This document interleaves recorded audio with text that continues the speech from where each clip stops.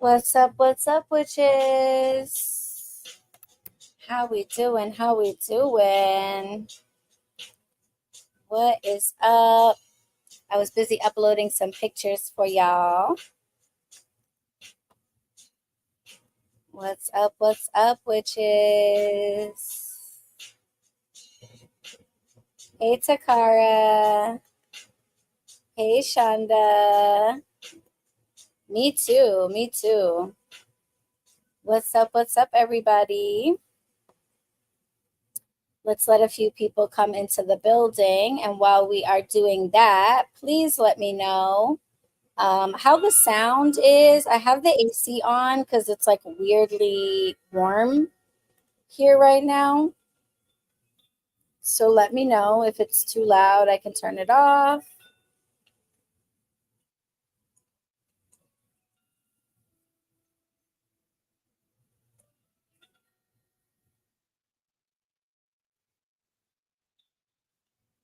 Let me know. I also managed to accidentally join the live stream for tomorrow's lecture. Now I have to set that all back up. I was like, wait, what? Why does it say this is supposed to start at 5:30? What's up?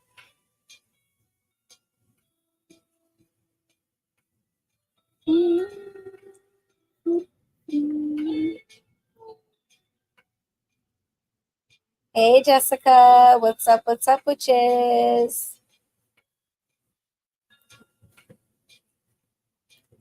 You can hear all good? Okay, good. Hey, Cynthia. That's amazing. StreamYard is like, these like stream things are really good these days. What's up? All right, everything is good. Okay, cool. So, first of all, for the folks that are new around here, it's a little dark, I feel like. Hold on. Let me move my light closer. 1 second. 1 second. Let's get the vibes right.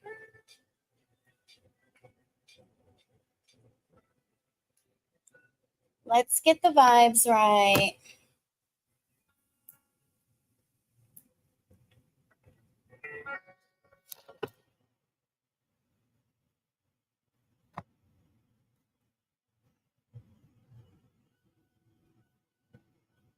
Okay, better. This better.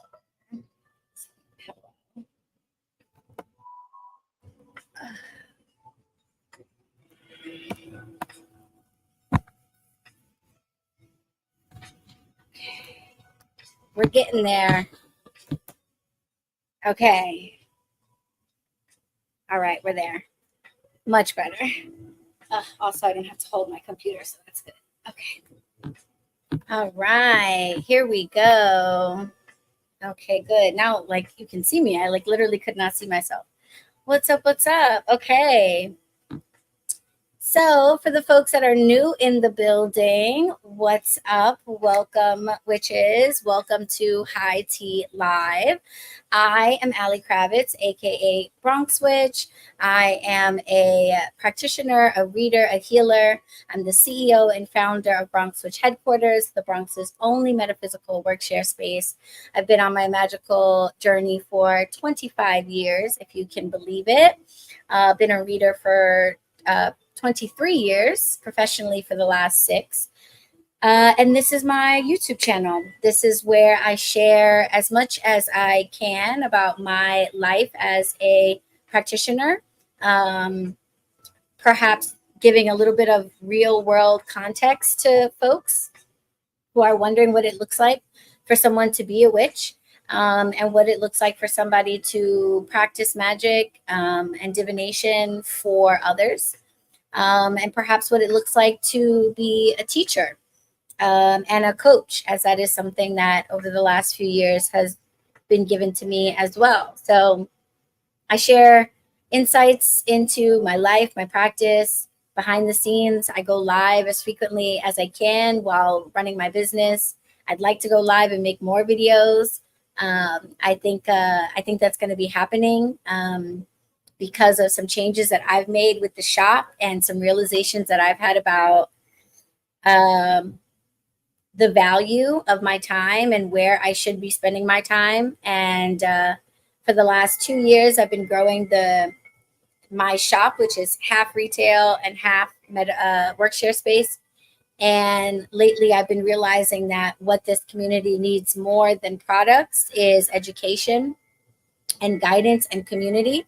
And that's something that I've always been offering, but it's been in tandem with retail and other things. And so I'm really pulling back from the retail to really focus on where I believe I'm best serving the community and where my purpose lies, which is to help witches, especially baby witches, to become better witches. And that's what I'm all about. High Tea Live is my monthly Q&A session. It's an opportunity for us to come together and for you to ask questions about magic, about spirituality, and for me to do my best to answer them. If you wanted to ask more personal questions about your life and your journey, then the best way to do that is to set up a consultation with me. Consultations are only $25, and the beauty of a consultation is that $25 gets credited to the next thing that you do with me if in the consultation we decide that a class or a reading or a session of some kind would benefit you. So it's pretty much no risk. So if you have personal questions and personal things that you want to talk about with me one-on-one, then a consultation is the best way to start.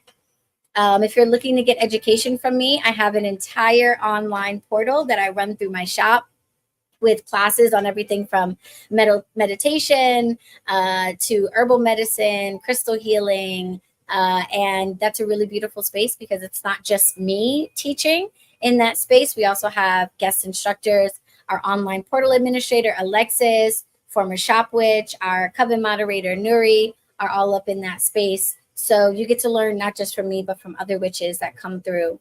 So that's where you'll find all of my classes. I offer a 6-month program called the Better Witch Magic Intensive that I offer twice a year, fall and spring semester. Shout out to the fall semester Better Witches that are in the building, and shout out to the graduates from the spring semester that are in the building. Really excited to be on this journey with the fall semester that just started. And if you're interested in potentially being a student in the spring semester, you can find more information about that in the online portal. And all these things are linked down below. So those are ways that you can work with me and learn from me. And of course, I'm available for readings and Reiki sessions as well. All of that is linked in the description box, or you can go to my website, bronxwitch.com, and click on the Connect with Ali section. And that'll take you to everything that you need. High Tea is one of the exclusive lives that I offer to our Coven community, which is another part of the online portal. And if you're tuning in on YouTube, that is a courtesy that I extend to you all, a freebie that I extend to you all. But you might notice that I'm not necessarily seeing all of your comments. You might notice that your comments are not coming up on the screen. That is because that is an exclusive perk for my Coven witches. So if you want to get into the stream room, if you want to make sure that I see your comments and questions, if you want to see your comments and questions up on the screen, if you want to be able to talk to the other witches that are in the Coven, then you are going to want to join the Coven, which you can do completely for free for the first 7 days. And the link to that is down below as well. Once you're in the Coven, just click on the events tab and you'll see all of the exclusive live streams that are available just for you. So when we come together for High Tea, you're able to ask me any questions really about magic or spirituality that you'd like. But in order to keep us kind of on track and to keep me from answering the same questions over and over, we usually have a topic that we focus on. And today's topic is reconnecting with Christ as a witch. The topics that I talk about usually pull right out of my, real life, what I'm going through, things I'm learning, things I'm teaching, and that I want to share with you guys. And this one is a surprise to me. So if it's a surprise to you, you're not alone. I am also surprised that I am talking about this topic for a whole host of reasons that I'll get into. What's up, Nisi? But yeah, this is an interesting one, an unexpected and interesting one. and a hugely transformative one. And it's so funny how things work, because when I decided that my first lecture, which I'm delivering at HQ tomorrow night as a part of the new Witch Talk series that we are offering at the shop, that was 2 months ago that I decided to talk about overcoming religious trauma. And I had no idea that it was going to line up so perfectly with what was going on in my own life. I was just inspired by some conversations that I had had with some witches at the shop. And I thought, you know what, this is really something we need to talk about. And while talking about it with Alexis, it made me realize that, and she brought up that, religious trauma lies at the heart of, or is like a really big factor to the witch wound. And so that's why last live, Alexis was on as a special guest, and we talked about the witch wound, something that many of us who are witches carry. If you feel uncomfortable saying the word witch, if you feel uncomfortable identifying as a witch, even though the practices that you engage in are witchy practices, you probably are being, carrying a witch wound. You're dealing with previous experiences, either ancestrally or maybe even past lives, where you were prosecuted, persecuted for being a witch. And so now, despite the freedom that we might have if we're living in the West and in this day and age, you might still have a lot of fear, a lot of hesitance about it. So we talked about that, and it just never really occurred to me that I would be confronting my own religious trauma, because I started my journey when I was 12 years old. I am 38 now. I left the church when I was like 16. As soon as I was old enough to get my mother to stop making me go, I stopped going. And I really felt like I didn't really have so much religious trauma. I really felt like I would be delivering this lecture from a place of like, I am healed from that. Let me tell you how you can do it too. I did not think that I would be delivering this lecture from a place of, I am dealing with and uncovering and healing my religious trauma now. Let me tell you what I'm going through and what I've learned. Because, 25, 26 years, you think you've gotten over something. You think you've moved on from something. And not the case. Not the case. Some huge breakthroughs have happened for me in the last couple of months. So that's what I'm going to be talking about. And if you too are dealing with religious trauma, if you too felt like or feel like you cannot engage in prayer, you cannot read your Bible, you cannot go to church or synagogue or mosque because of your interest in witchcraft, be a part of this conversation, and let's navigate this together. Let's heal this together, because I think that's something that a lot of us deal with. Okay, speaking of, that's a perfect segue, Cynthia. We call this high tea because when I first started this, I would usually enjoy some cannabis while we would hang out and talk about magic. I don't smoke cannabis regularly at the present moment in my life. So that has changed. So this is really a space, not just for those who enjoy cannabis, but for those who connect with herbs in any way. And I just haven't changed the name from high tea because I like it. So now it's more about, high society tea. So that being said, go ahead and drop down below what herbs you are enjoying if you are. If you are enjoying some smokable herbs, please share with the class. If you are drinking some tea, please let us know what. I am burning my usual rosemary, which I keep by my bed. You witches know I love me some rosemary. I call her my grandmother herb. And I'll just smudge the vibes for everybody. I keep rosemary by my bed, by the way, and burn a piece every night before I go to sleep, because rosemary is so wonderful, speaking of migraines, for anything going on with your head. So she makes a wonderful headache medicine. It's why I include her in my banging my head headache relief tea. So she can clear up headaches. If you use her in the right dosages, too much will actually cause headaches. If you wash your hair with a rosemary wash, like you could create like a extraction of rosemary, it can help to color your grays. And she's also really great for memory. So you can make a rosemary medicine, a rosemary tincture, rosemary supplements, or you can just burn her. So I like to burn her right before bed to help me to remember my dreams.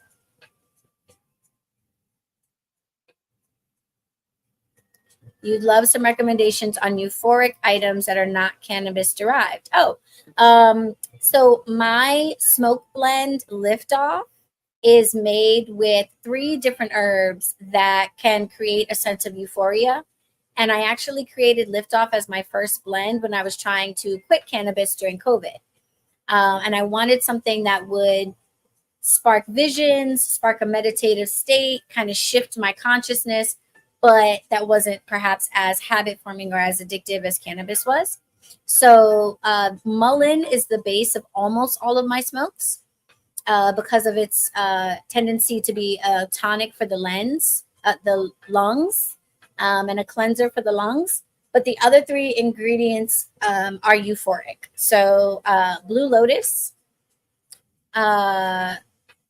mugwort, and a Mexican herb called Calia zacatichichi, which is a mouthful, and she's called dream herb, but the Latin name is Calia zacatichichi. So all 3 of those herbs we actually have at the shop. Tomorrow, I know you're coming to the lecture, and I'm going to be letting people shop from the remaining inventory in the back before I put whatever is left online next week. And we have quite a bit of all 3 except for Blue Lotus. Somebody bought me out of the Blue Lotus. But we have quite a bit of mugwort and Calia zacatichichi. And for you, Takara, if you really don't smoke, you really don't imbibe lots of, euphoric or consciousness shifting herbs, I would recommend the mugwort. And I would recommend that you just take her as a tea with lots of honey because she's a little bit bitter.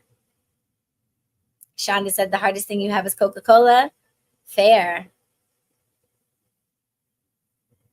Love it. Love Copal so much. Fiora set for your migraines. I'm not familiar. I will tell you this about my banging my head tea. One of my most glowing testimonials is of a woman whose son was 11 years old, and he was suffering from something called cluster headaches. I don't know if you've ever heard of this before. I had not. But he suffers from cluster headaches. And because he's 11, the doctors would not prescribe him anything aggressive. But she basically said that anytime he would get headaches, they would be so bad that he would throw up and basically just have to cry himself to sleep.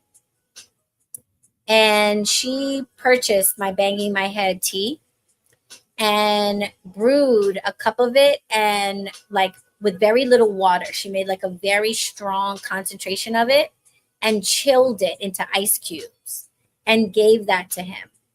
And after he finished one, she said it was the first time he'd ever had a headache and been able to fall asleep without throwing up, without crying. And she's been a regular customer of that tea ever since. So I can't say with certainty, Cynthia, that it would clear up your headaches.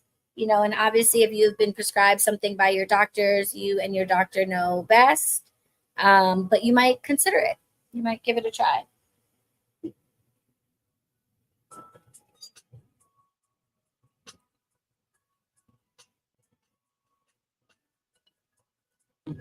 Yeah, that testimonial made me cry when she sent me that letter because, I'm an empath. So as I was reading her words, I felt the intensity of the relief that she felt for her child. I don't have children, so I can't imagine what it is like for a parent to see their child in such agonizing pain. And her too. She said she takes it for her headaches. So she also has bad headaches. But to see your child going through that type of pain, and then finding something that could relieve it, I could feel her relief, and that made me cry. And, that was definitely one of those moments where I was like, okay, no matter how busy I get, no matter what, I'm going to keep making my teas, because if one person, that's suffering that badly can get that type of relief, and a child at that, then I have to keep doing it. So even though I've shut down the retail of the shop, and even though all of the crystals and, bells and incense and all the various things that we have sold are going away, because of that testimonial, I am going to continue making my magic. I'm going to continue making my teas, my candles, and things like that. So I won't be selling any more commercial products after everything sells out. The things that you can get in other places, I won't be selling those anymore. But the things you can't get in other places, the things that I make, I will continue to make them, because just knowing that, I feel like I have to. Oh yeah, the infused wine was really awesome. Turned out really well. I feel like I put the recipe in the Coven feed. Let me know if I didn't. I should make that into a digital download for you guys so you can download the recipe. Yeah, I'm going to be turning a bunch of stuff that I've posted in the Coven, a bunch of my spells and recipes, into digital downloads so that they live on the portal. Because I realize they're in the spell section in the Coven, but that's a feed. So like you have to scroll back to find it. I think you can search the words and it'll come up, but I'm going to put them into PDF form. And if you are a Coven member, at either level, you get digital downloads for free. So you'll be able to download them. Yeah, but definitely stock up. We have it. I've got all the different ingredients of Liftoff, but I also have Liftoff, which, by the way, you don't have to smoke. You could burn it over some charcoal. You could even light a pre-roll and just wave it around like an incense stick. For sure. But we'll talk about it when you're there tomorrow. I figured people were going to shop, so after the lecture at 6, the lecture is going to end at about 6:30, and then we're going to have time to mingle. So people that want to pop in the back and like buy what I have left, you guys will be able to shop. It's in the Coven feed. Good. Yeah, but I'm going to turn it into a download because I want the whole world to be able to get it. That wine turned out really great. Yeah, you got to try my tea, Monica.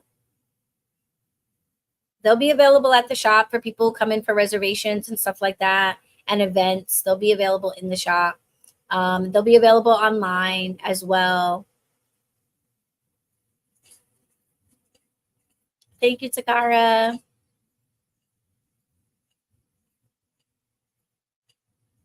Yeah. You can't order on the site right now, but you can definitely look at all the descriptions and see what you like. If you're coming to the lecture tomorrow, most of them are available. We restocked. But if not, don't worry. On like Wednesday, I'm going to be able to finally sit down, recount all of the inventory that's left, open the shop back up online, make sure all the numbers are accurate. I don't want anybody ordering something and then it turns out I'm sold out. I don't like disappointing people. So I just want to clean it up, make sure it's all good, and then shopping will resume. And then the beauty of me no longer having a full retail in person and online is that I'm not going to be sold out as much as I used to. I'm going to be able to like make tea, make candles. Y'all be buying me out of my Abre candles. Child, I cannot keep Abre on the shelves. But now I'm going to have the time to restock and make more candles like when I need to. And I'll be able to ask Nuri to help me with that because we won't have crystals and incense and books and all these other things. So we'll be able to focus on the magic. So I'm excited about that too. Hey. Thank you, Heather. Yes, my Abre candle. And it's so funny too, because it's a road opener. It literally opens the roads for itself. Like we make them, and I'd be like about to put it on the shelf, and then like Heather walks in and she's like, "I'll take that. Thank you very much." And it's out the door. Like I cannot keep Abre on the shelf. So, but now I'm gonna be able to. You're not gonna have to wait 2-3 weeks for me to restock. I'll be able to sit down and ritualize and pray and make candles as much as I want now. Like the freedom that I'm going to have to be able to actually serve you guys now, like my mind is so blown with the idea of it. I'm like beside myself. Like after this week, after I'm done with the full renovation of the shop and I'm not like building furniture and cleaning things up, it is going to be so amazing. It is going to be so amazing.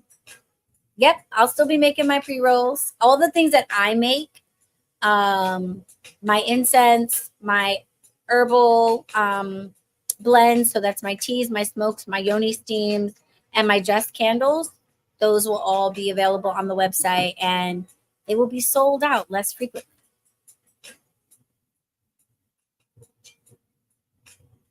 So I'm super excited about that.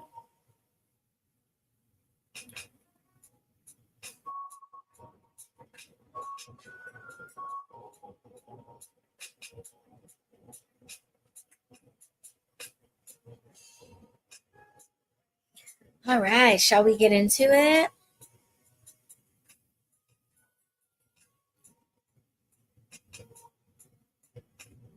Yeah. And shout out to the owners of Yolia Botanica in, oh my God, is it New Mexico or Arizona? They in the desert. But we got some Mesoamerican brujas in the desert, New Mexico or Arizona, that have a shop called Yolia Botanica. They are one of my wholesale clients. So they buy my candles for their Botanica. And it was them that asked me to make Abre. They were like, many of our Spanish speaking clients are asking for a road opener candle. And I was like, I got you. I work with Abre Camino pretty much extensively and exclusively for my road opening work. It does the job. I really don't even need to mix her with other herbs. Unless there's like something in particular going on. I'm very familiar with Abre Camino. They have it here at the Botanicas here. Those practitioners work with it extensively as well. So I just feel really comfortable with that plant. I have a ton of it. And so I was like, yeah, you know what? And what I was going through at the time, it was perfect because I was just posting my go-to road opening spell in the coven. I was like, oh, what are the chances? So that is what prompted me to make that candle. So shout out to the owners of Yolia Botanica, Guadalupe and her partner who inspired the creation of it. Hola, June. Welcome. Abre would be a great one for that. Abre would be a great one for that. And if I were you, since you're in the coven, I would scroll back through the spell section and find my road opener spell if you don't already have it. And I would pair the two. So rather than doing the green candle in the apple, I would maybe, or you could do both. You could do the green candle and light that on the side. Actually, I might pair it up. I would pair the spell with the candle and I would cast that spell on the first few days, and then I would let the 7-day candle just keep burning to keep the energy going while I was sending out applications, while I was going on interviews, sending out my resume, all that stuff. That's what I would do with that.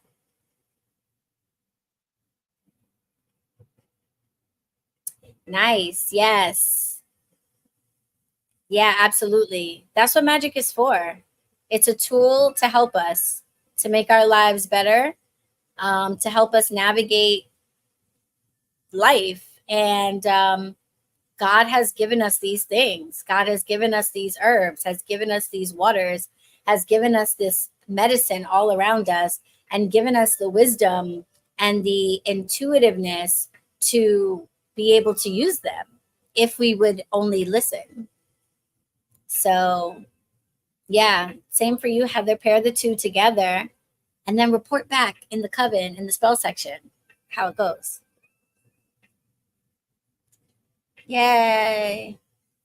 Opening the roads to dream work. Oh, that's something I hadn't even thought of using it for.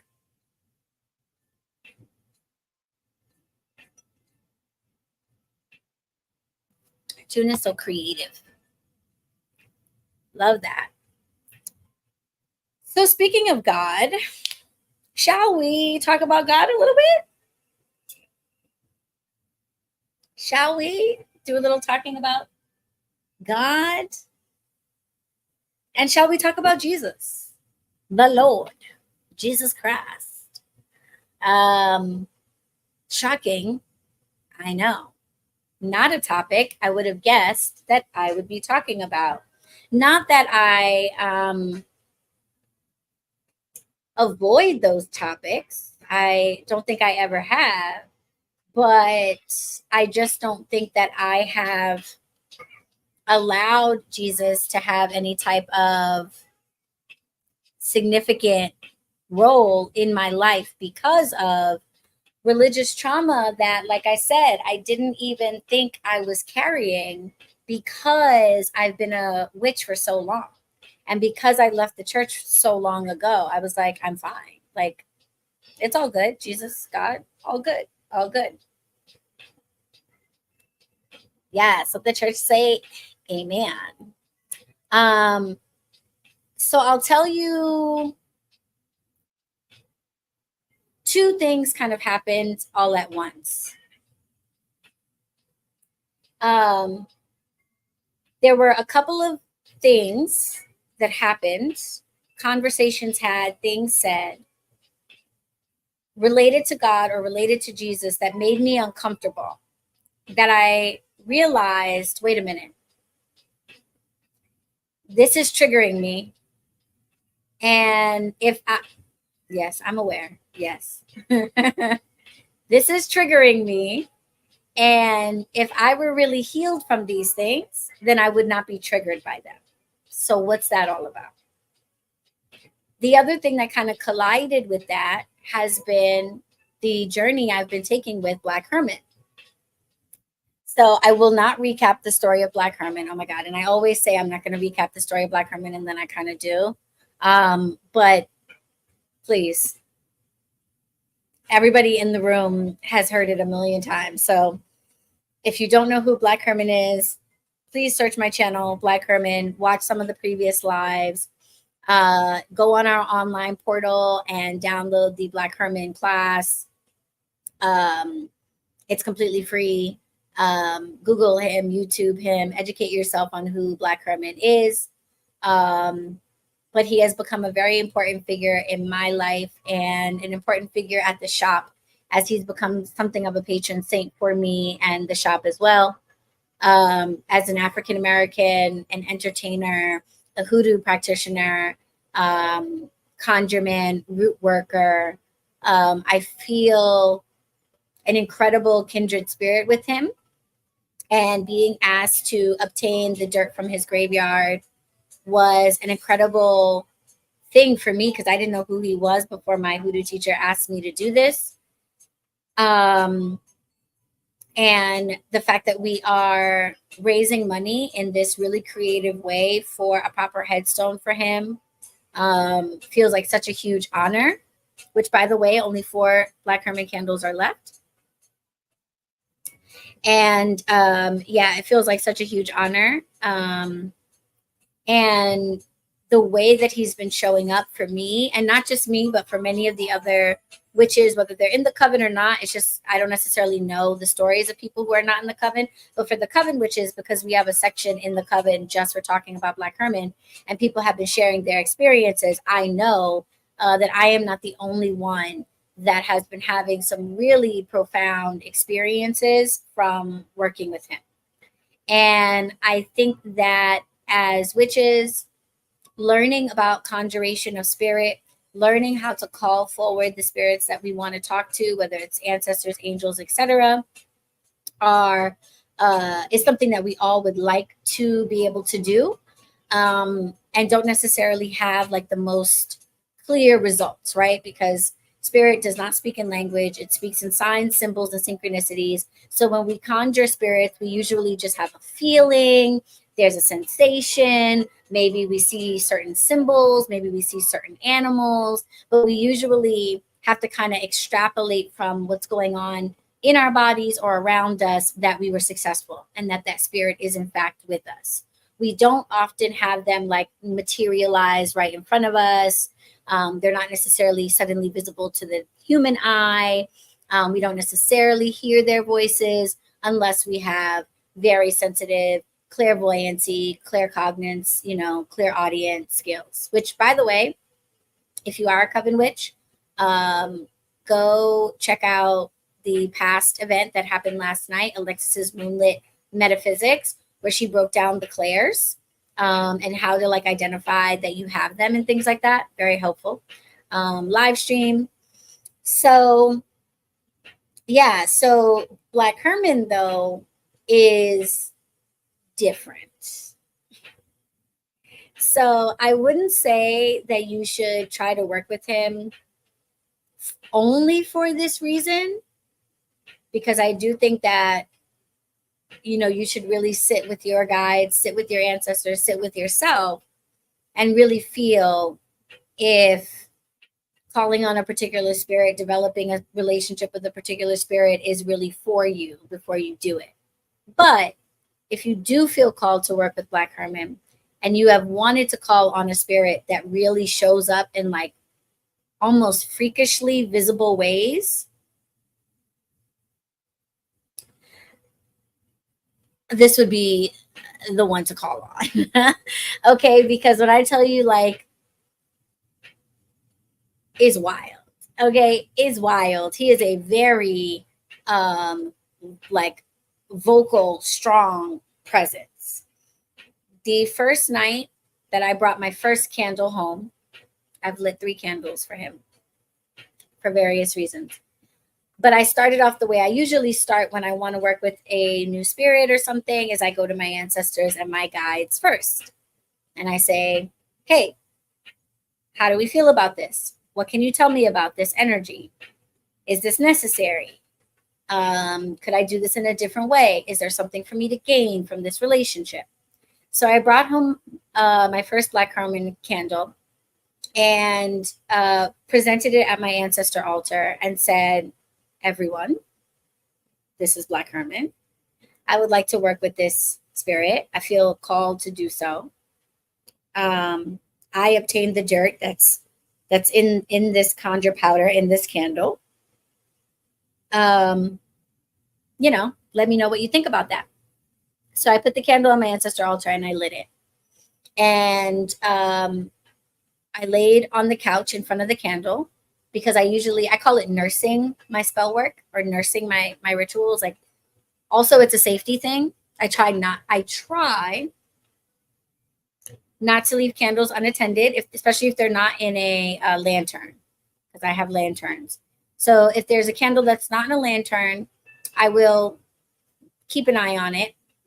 And I just felt really called to sit and sleep in front of this one. And if you don't have Black Herman's grimoire, half of the book is dedicated to dream interpretation. And that tells me this is something that he considered to be a specialty of his. And it's not surprising to me how readily he shows up in people's dreams. But so I lit the candle and I start to doze off. And I'm looking at my window and I see a face in one of my plants. And I instantly knew it was him. And I was like, all right, what you're not fitting to do is scare the shit out of me right now. You're not fitting to do that. I'm trying to go to sleep. And what I don't want to do is wake up in the middle of the night, see that face in the plant and freak out. So I'm going to close my curtains and cover up this plant. Okay. I feel your presence, but I'm not trying to get scared. So let me cover up this plant. Because I told y'all I'd be asking for clairvoyance, but I'm really capped. So I closed the curtains. I can still see the imprint in the curtains though, and I'm like, but that's fine. That's good enough. I finally drift off to sleep, and I get woken up several times in the middle of the night because I can feel him moving around my living room so strongly that I got woken up out of my sleep because I could hear someone walking around. Twice this happened. The first time, he was over by the altar, and I, like, in my dreams, what it sounded like was somebody was standing next to the altar and was like looking at it and like touching things. And so I like woke up and was like, and I couldn't see anything with my human eyes, but I could still feel the energy standing over there. And I was like, okay, this man is for real in this living room right now. And he's looking over at the altar where I've lit this candle. And that felt like a really good sign for me that my ancestors were cool with it, because he was just, usually people do not want to go over to that altar just naturally, because they keep them at bay. And for him to just be like all up in it, I was like, okay, we're communing, we're hanging out. All right, cool. So I drift back off to sleep. And then it happens again. And this time he's over at my prayer altar, which is where I talk to my guides. And I'm like, okay, you making the rounds, you introducing yourself, you saying hello. All right, cool. I fall back to sleep. I sleep for the most of the night. And then just before I wake up, clear as day, he pops up in my dreams. Looking me in my face, he's fairly tall, and he's looking down at me, and he doesn't say anything. He just takes me by the shoulders and turns me around real fast and pushes me in the middle of my back out. And what he pushes me through is curtains.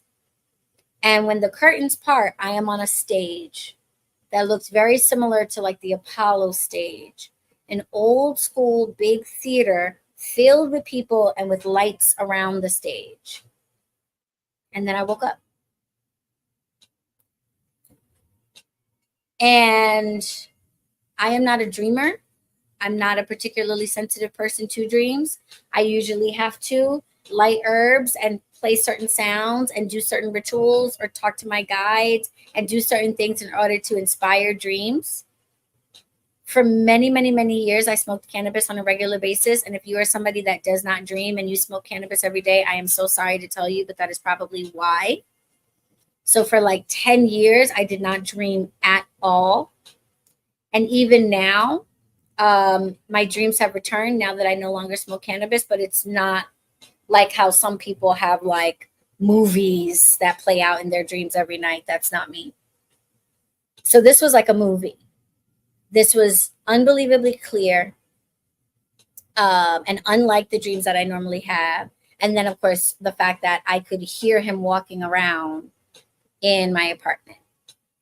So he's an incredibly present spirit. And the things that have been happening ever since have been wild. The things he's been telling me and the things that I've been doing and that have been happening to me as a result of listening, and that have not been happening to me as a result of being stubborn and not listening and fucking up. If you're on my mailing list, you already know about that story. Because I'm not perfect, and sometimes spirit tells me to do stuff and I don't listen, and then I'm mad, which is what happened the other day. But you live and you learn. But the things that I have been obedient and listening to have been paying off immensely with some incredible results. And I was reading his grimoire the day that I was on the way to go find his house. His house is in Harlem. He put the address of the house in his grimoire, and I was really curious to see if it was still there. Something told me to go find it, and I did. It is still there. And it was a really beautiful experience. And of course, because I'm going on this journey, I was like, well, I'm going to take his grimoire and I'm going to read it on the train while I go, because like that seems perfect. And I'll sit on the stoop at the house and I'll read a little bit of it and, you know, really connect with him. And when I got to the end of the beginning of the story of his life, it talks about how he was saved, gave his life to Christ, and was a devout Christian for all of his life. And something about that really triggered me. It made me really uncomfortable. And it made me really uncomfortable about working with him. And I felt like,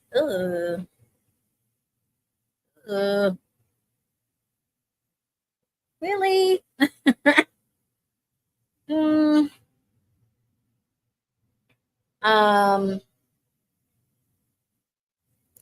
And I was like, ugh. I didn't know fully or like really understand fully at the time, like what my aversion to that was, but it really just, it kind of like rubbed me the wrong way for some reason.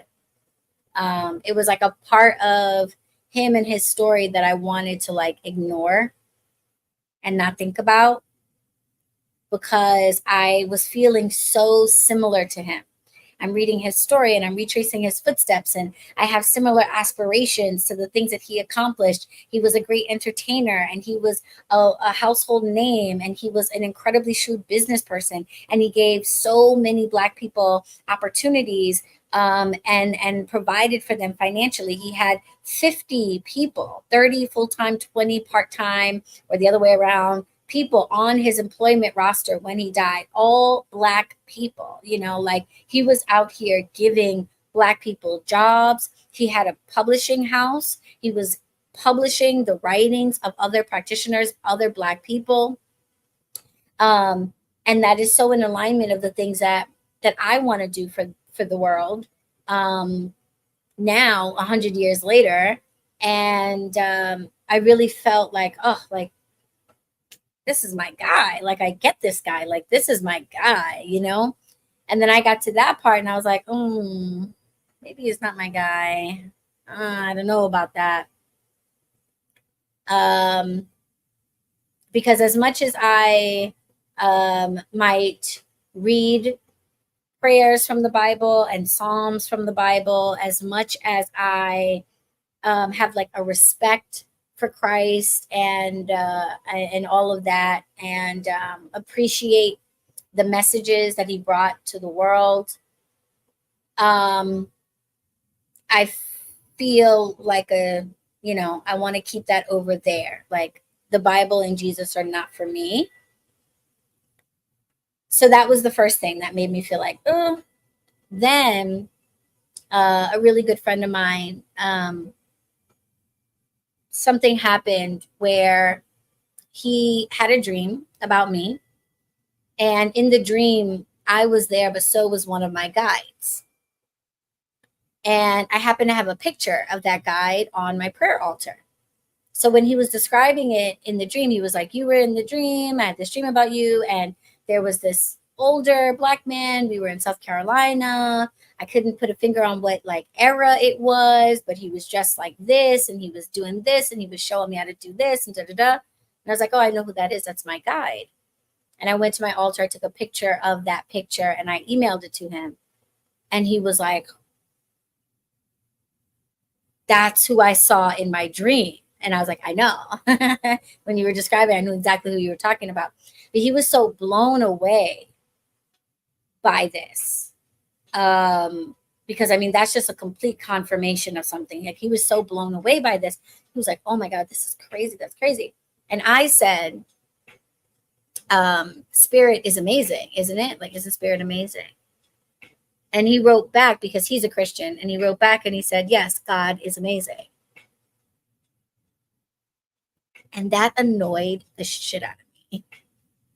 That annoyed me so much, because I knew that he was like correcting me. And I was like, ew, you know? So stuff like this has been happening. These moments where I've been getting triggered by the use of the word God, or the idea of somebody being a devotee, as I would call it, of Jesus and things like this, or church and stuff. And I'm just like, what is that about?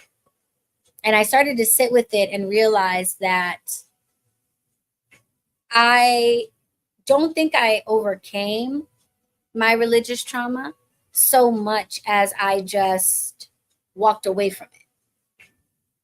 You know, I kind of just pushed it to the side and said, well, I don't need to deal with it because it doesn't affect me. You know, like, it's not stopping me from being a witch. It's not stopping me from learning about the craft. It's not stopping me from doing anything spiritual or magical. So I guess I sort of felt like, well, because it's not stopping me, or so I thought, I didn't really need to do anything about it.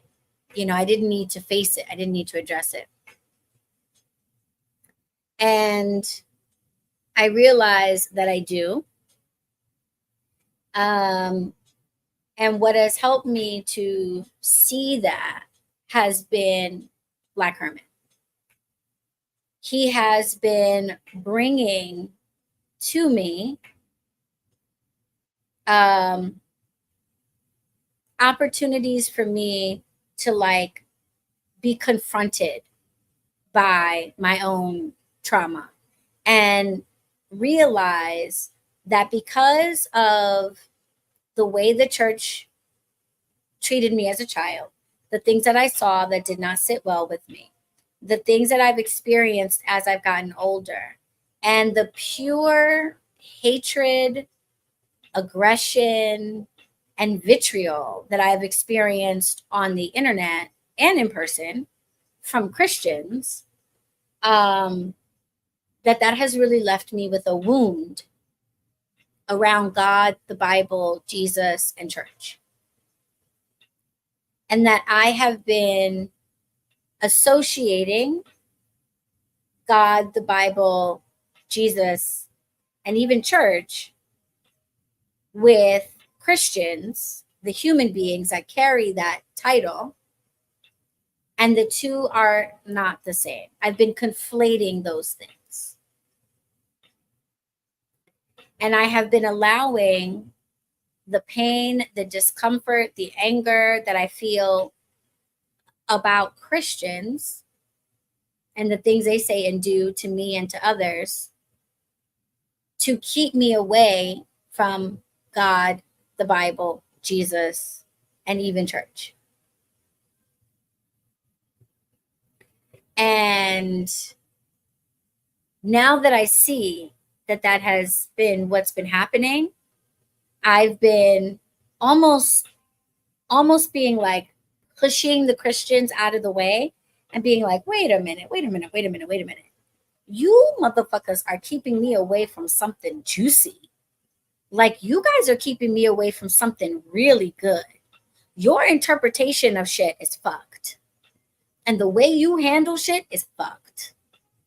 And because I'm paying attention to how y'all get down, it has been driving me away from something that could really be making a hugely positive impact in my life and could be a part of my practice that would only add to it. You know, it's like making, I don't know why I just thought about sancocho. Are there a bunch of Dominicans in here? This just made me think about sancocho. For some reason, that was my example. But it's like making sancocho and like leaving out the chicken because, you know, or the corn because somebody else poisoned the corn one day or something like that, you know, or told you that corn was poison. Or that somebody, actually, the analogy is it's like making your sancocho with no corn because somebody gave you bad corn one time.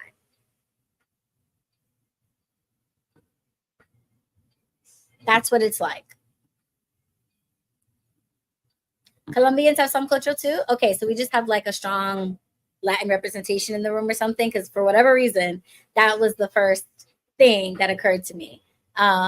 But it's like making sancocho with, also like we're about to be in sancocho season, I think. So it's like making the sancocho with no corn because somebody gave you poison corn one time. That, I think, is what is happening. I have been approaching my spiritual and magical life, my life, without this ingredient that could be making it delicious, even more delicious than it already is, because some people gave me a bad batch of that ingredient. And what I haven't been recognizing is that it's not the ingredient that's the problem. It's the people that gave me the bad batch. That they're poisoning the corn, and I don't have to work with their corn. But that if I push them to the side and go get my own, that I can use the one that I get for myself and turn an already good recipe into its ultimate manifestation. And so that is not to say that I think that in order to be a powerful witch, in order to have a vibrant spiritual life or anything like that, that you need to incorporate Jesus and the church and the Bible or any of these things into what you've got going on.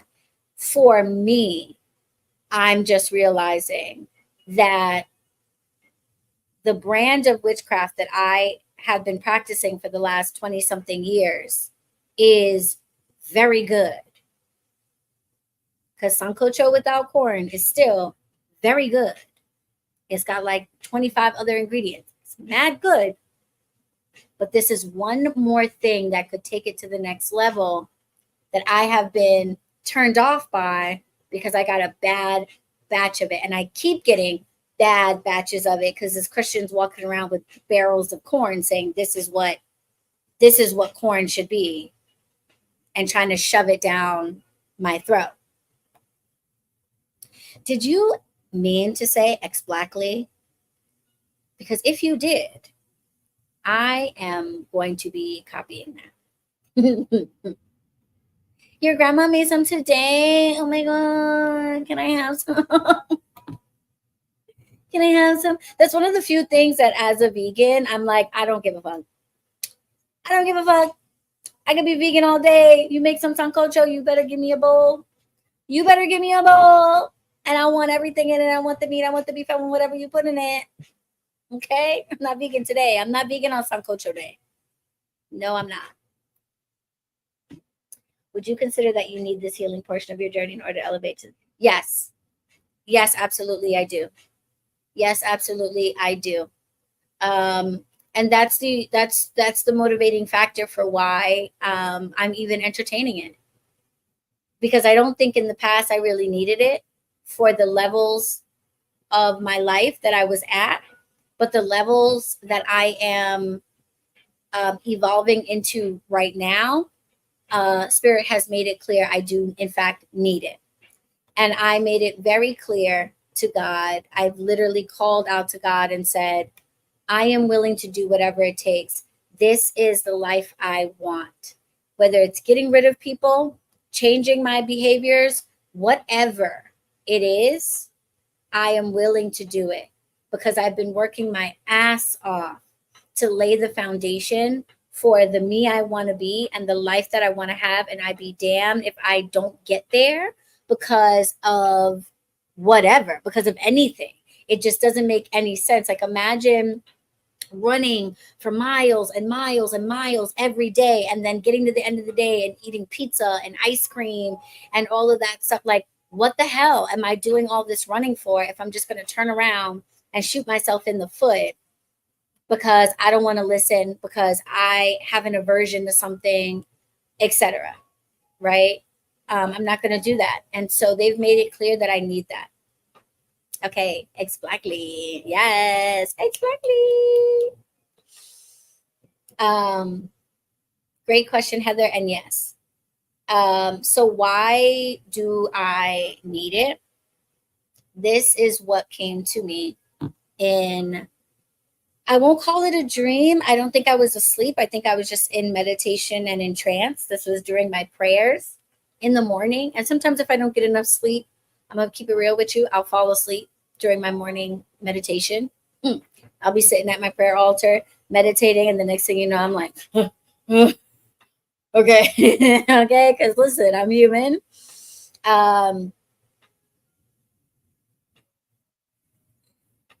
Oh, yes.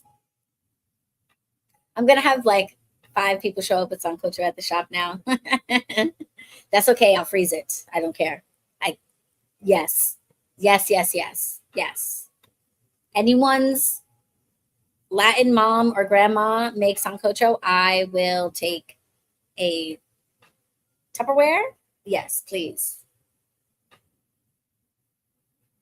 I love soup in the summer. I'm a soup person. I love soup, and I think I make really good soup.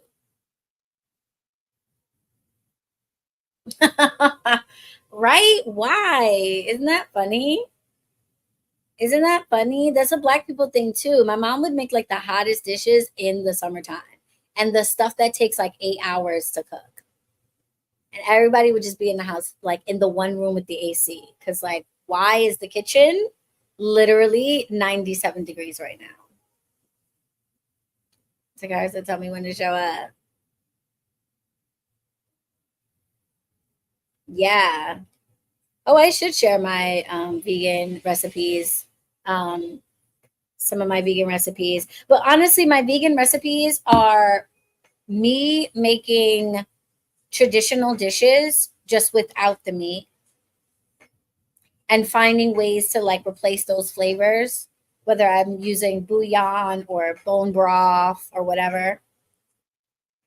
And I know that a lot of vegans would be like, that's not vegan.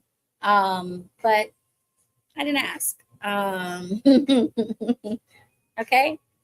Um, so to Heather's point, as I want to share this with you guys.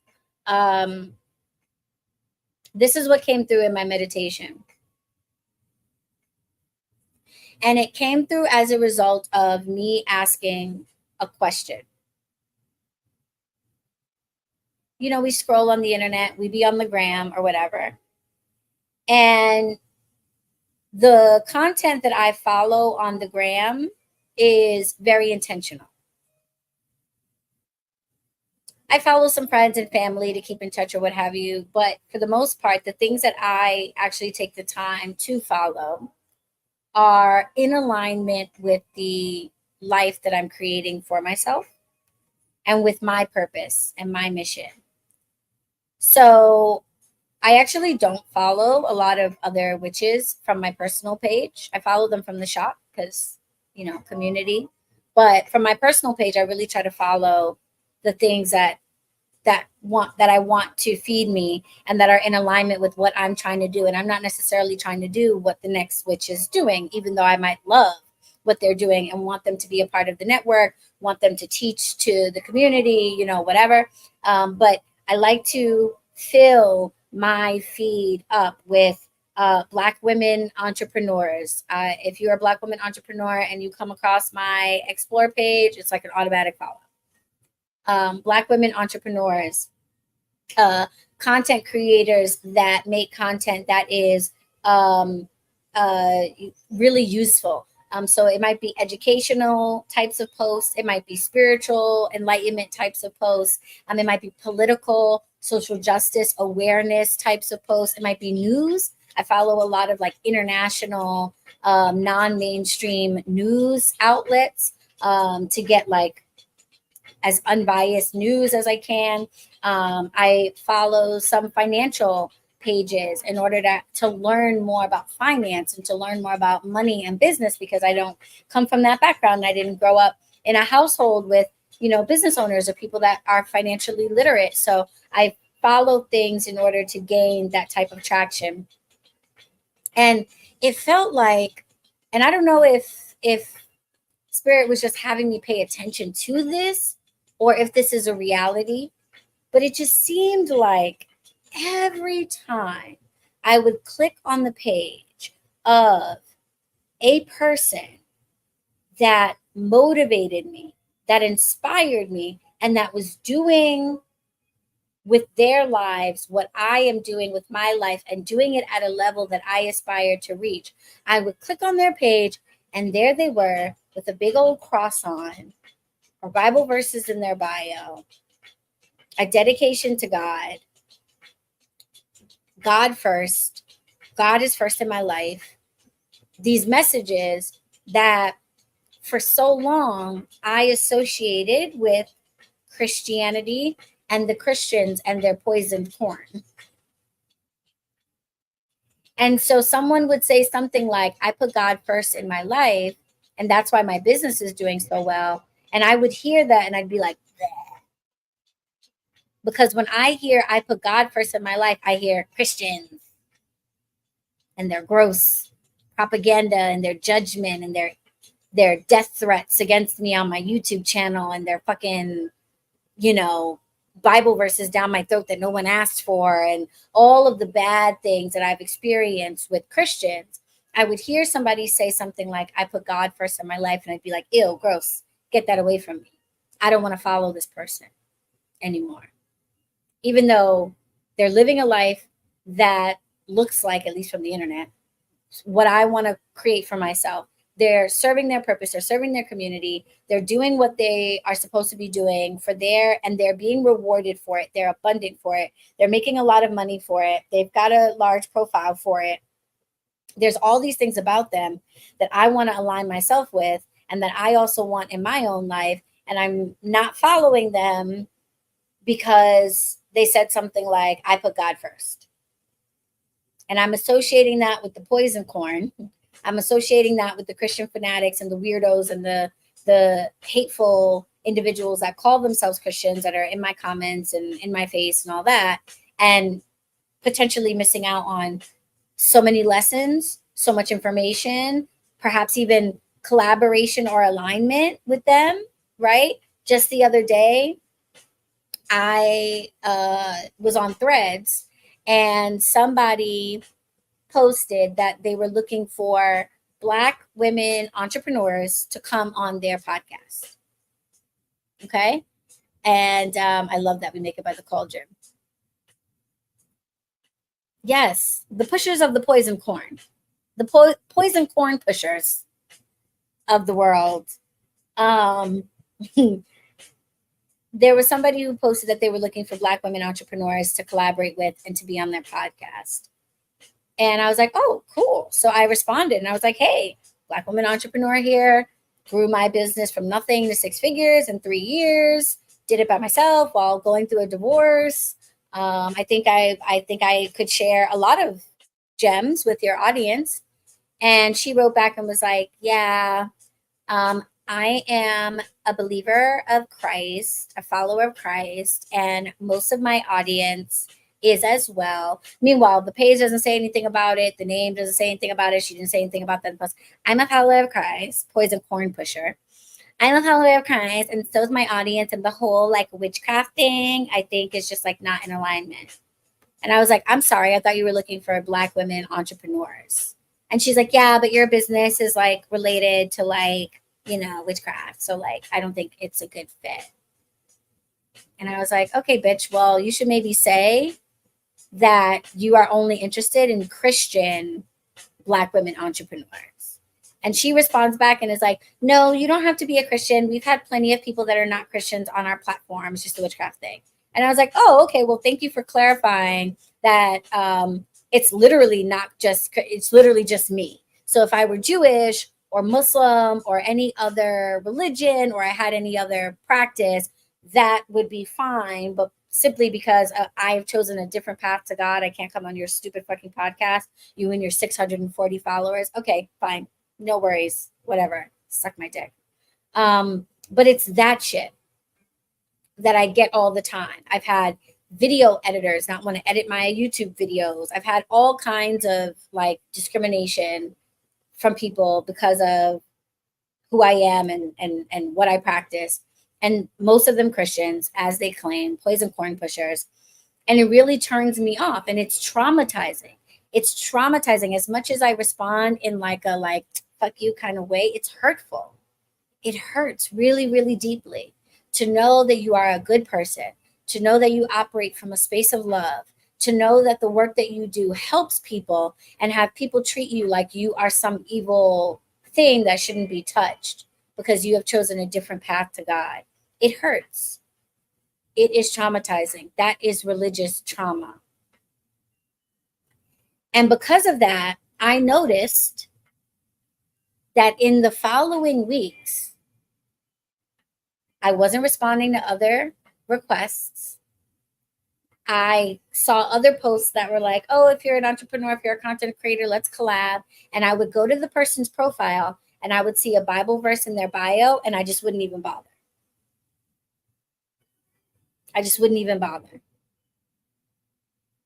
And I caught myself after a couple of weeks doing that, realizing, yeah, you know what? There's a really good chance that this person with the Bible passage is also a poison corn pusher, and that they too are going to be nasty towards me, are not going to work with me, whatever. But they might not be. They might not be. And my trauma over the way Christians have treated me has made me see or hear anything related to God, Jesus, or the Bible and immediately be like, no, I don't want to be hurt. I don't want to be outcasted. I don't want to be made to feel like something's wrong with me. So I just want to stay clear of that. And I started noticing, though, that so many of the people that are successful in the ways in which I want to be successful align themselves with God and with Christ and the Bible. And I was like, this fucking sucks. Like, I'm starting to see a pattern here. And I'm starting to realize that I don't necessarily see a lot of witches with the level of success and the type of success that I am cultivating in my life. Holy shit. Is there something I'm not on? Like, am I going to have to like become a Christian to be successful? You know, like, what is this all about? What is happening? And I started to get really nervous that like, oh man, what if practicing the craft is some kind of sin against God and I'm doing the wrong thing? And that's why I haven't seen the success I want yet. And maybe if I like declared myself a Christian, all of a sudden that would change. I started to like freak out a little bit. And, you know, I'm sitting with that thought and I'm sitting at my prayer altar and I'm crying and I'm confused and I'm like, please don't tell me that. Like, what is this? Like, so much in my life is good because of my craft, because of the path to God that I am on. You cannot be telling me now that I got to jump ship and change course. Like, what is the message? Please clarify this message because I'm starting to actually have a little bit of an identity crisis, a personal crisis. So that is about the time that I decided to step away from my Instagram page, aside from the fact that social media is work and it's exhausting. I also just felt like, wait a minute, you know, like I told God I am willing to give up everything and anything to have the life that I came here to have, to walk in my purpose and to have the level of success that I know I came here to experience. If that means I have to give up BronxWitch, then that means I have to give up BronxWitch. I'm going to need to sit with that for a minute, though, because that would fucking suck and be more painful than anything else I've had to give up. But if that's what it means, then that's what it means. Because I am not going to get to the end of this life, whenever it may be, and realize that I did not accomplish the assignment.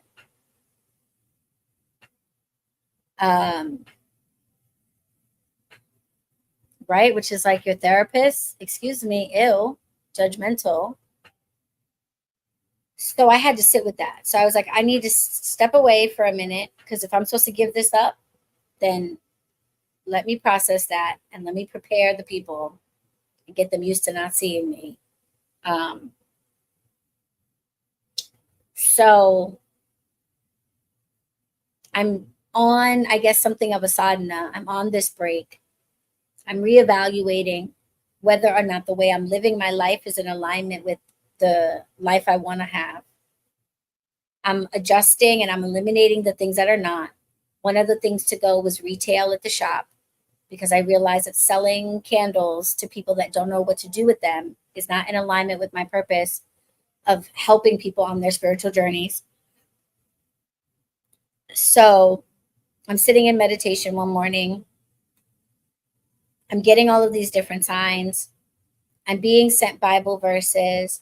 I'm being shown all these pages of people that are aligning themselves, not necessarily that are Christians, but that are aligning themselves with Jesus, with the Bible, with God.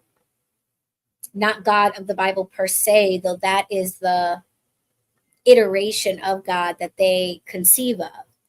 But what Black Herman was helping me to understand was, like, really understand, because I've always said this.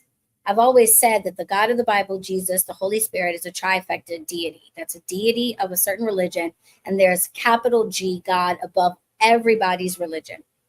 I've always said that and understood it intellectually, but I don't know that I really was incorporating that in like a deep way and really connecting with capital G God and understanding that capital G God has been filtered through many different versions, many different iterations, many different avenues, and that the God of the Bible is one avenue, and that avenue connects to something. And that it's that something that I want. And therefore, a connection to God through that avenue is advantageous to me. JC and the Lord are down. Yeah. So I've been very much like, you know, so I've been very much like, oh, no, not going there, not going there. It's supposed to be bippity, boppity boo. Nisi says, as a Christian, people really forget that this walk deeply involves loving the Lord with all your heart, mind, and spirit, and love thy neighbor as thyself. Right. Very true. Yes. Right. Exactly. Capital G God. For real. And I've understood that. Like, I've said that to you guys many times, and I've always explained it. Like, I understood that intellectually. But there was a missing link for me. And the missing link was that if capital G God is out here and all of the different religions, deities are avenues, along those avenues, there are things that you experience. And each of those avenues is a little bit different. And if you want to experience the things in a particular avenue, you might need to go through that deity. And so I've been comfortable with the idea of working with Hecate in order to connect with poison plants and to connect with the underworld.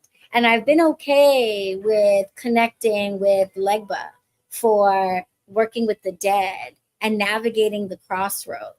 And I've been okay with working with Shiva and connecting to Shiva and Shakti in order to understand my own masculine feminine balance, to understand yin and yang and the light and shadow aspects of myself.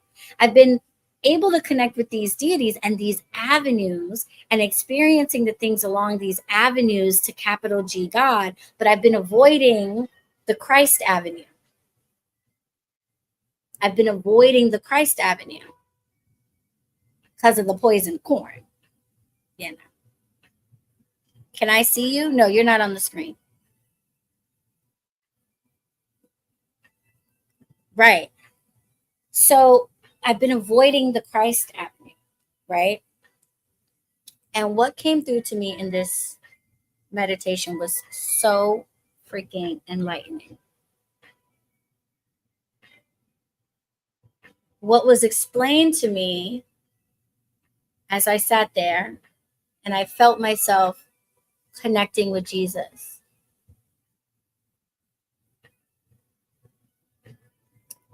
And he said, and I'm trying to quote it as best I can. Obviously, it's not like words, but he basically said, I am the deity that came down to earth to be amongst humans, to help humans have the blessings of this earth. I came here to heal them of their pain, to grant them comfort. And Psalms 23 started to come to me as I was sitting there in this meditation. I came here to help you lay down in green pastures, to lay in abundance, to lay in peace, to not have a care in the world, to have all of your needs met, to not live a life of stress or worry, to live a life of faith, to know that everything you need is going to be provided for, so you don't have to work so hard. You don't have to figure out how to make it happen. You don't have to figure it out. I came here to help those who are willing to release and surrender to God's almighty power, my Father, capital G's almighty power, the peace and the prosperity and the health and the long life that they look for.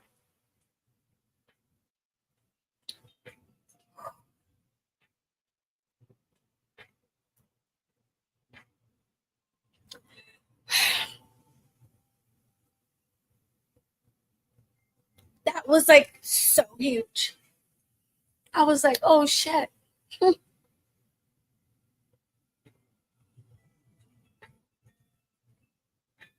like, you can work with all of these other deities, but I'm the one that does that. That's what I do. That's what I came here to do. That's what the human consciousness created me for.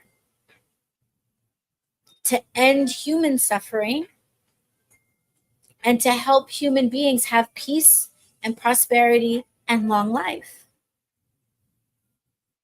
And I do that in exchange for your devotion and your faith, not to me. Everybody puts it on me. Oh, shit.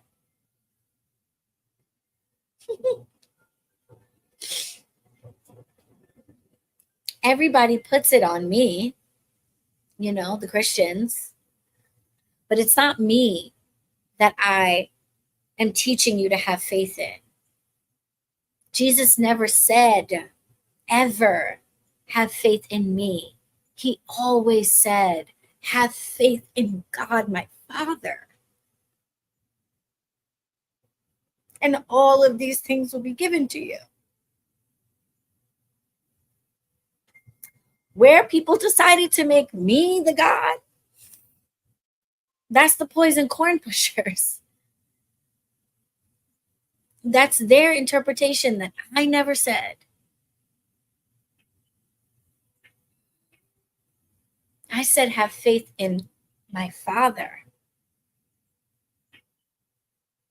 Capital G, God. I also never said that I was him.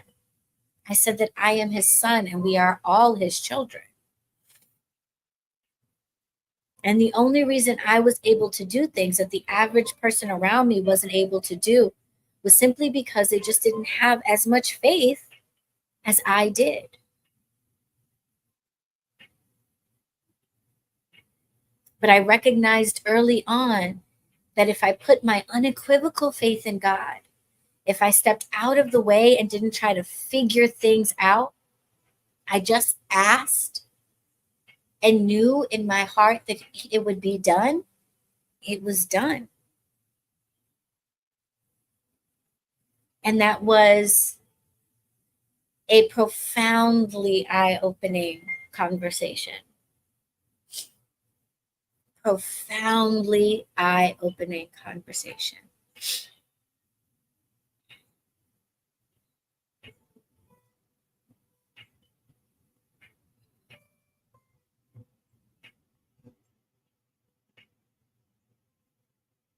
And several other Bible passages other than Psalm 23 have been shared with me by a few people. Heather, shout out to Heather, shared with me Jeremiah 29, 11 through 12. That also made me cry randomly in the shop the other day. Beyond what you told me, Heather, like in the moment that you shared it with me, it was so moving, but then it like really hit me like a ton of bricks. I'll tell you that in a second. Like a few days later, what that really means for me and why I needed to hear it. But when you look at Psalms 23, go with me, if you will, to your word. If you have your Bibles with you, please take out your Bible and flip with me to the word. Let's go to the word. So I'm not sitting here trying to paraphrase. Shall we? Let's go to the word. Okay, let's go to Psalm 23. Okay. He says, and remember, this is Psalms 23. This is written by King David. He's not talking about Jesus. He's talking about God. Capital G, God. Okay? He said, the Lord is my shepherd, and I shall not want. I shall not want. That's it. Period. Period. There is nothing that I will want for. There is no lack that I will experience if I follow him, if I have faith in him, if I allow him to lead me. He makes me to lie down in green pastures, leads me beside the still waters. He gives me abundance and he gives me peace. He restores my soul. He'll heal me from my pain. Okay. He leads me in the path of righteousness for his name's sake. He will keep me treating people well. Okay. And doing well in the world. Even if I'm walking in the valley of the shadow of death, even if I'm about to die, I will not be afraid. And there will be no evil that will scare me, because I know that God is with me. And just knowing that he is there is going to bring me comfort, which means sickness will not afflict me. It means the fear of death will not afflict me. It means the fear of other people being able to harm me will not afflict me. Because even though I know that those things are there and are a part of human reality, because I have unwavering faith in God, it does not matter. They exist, but I don't need to fear them, because I will be comforted by my faith, not in Jesus, but in God.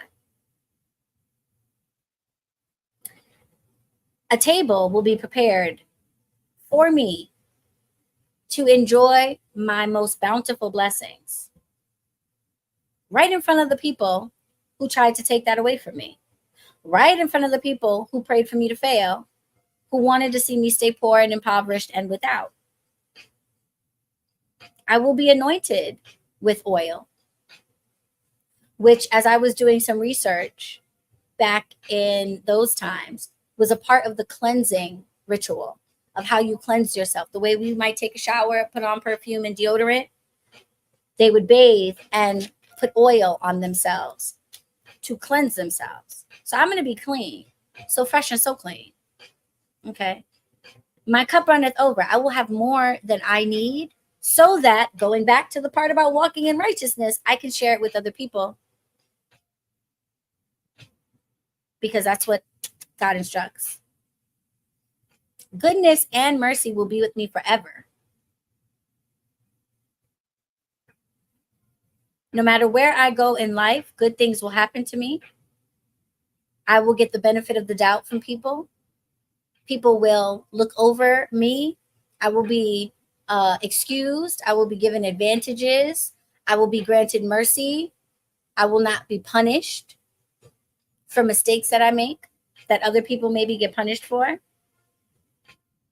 And I will dwell in the house of the Lord forever. Amen.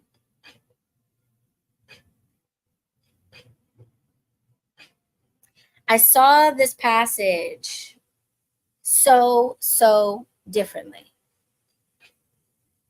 Hard stop. I shall not want. Period. Hard stop. Jesus said, if you put your faith and surrender in complete devotion and prayer to capital G, God, you will get the things that were explained to us in the early days when these covenants, and my hoodoo teacher, Brother Moses, always explained the book of Psalms, in particular, the Bible in general, but it's particularly the book of Psalms, are covenants.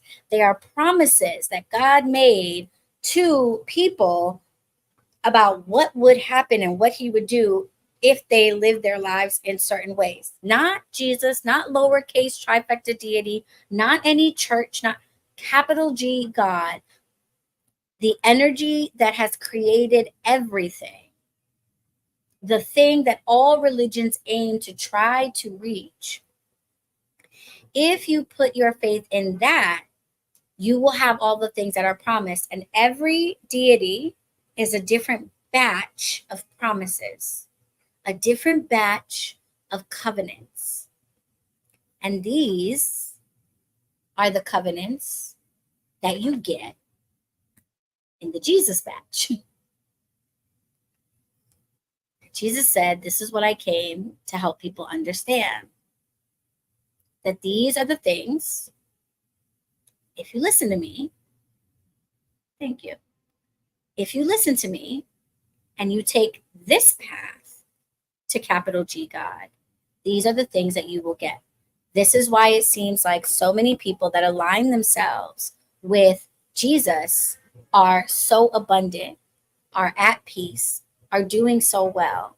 It is because this is the particular covenant that I have been a part of. I was sent here for alleviating human suffering and for granting prosperity, abundant tables, vengeance on your enemies who try to get you down.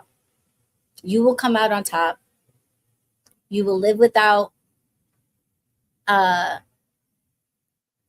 not like no stress, but like you will have peace. You will not be worried. You will not be wanting.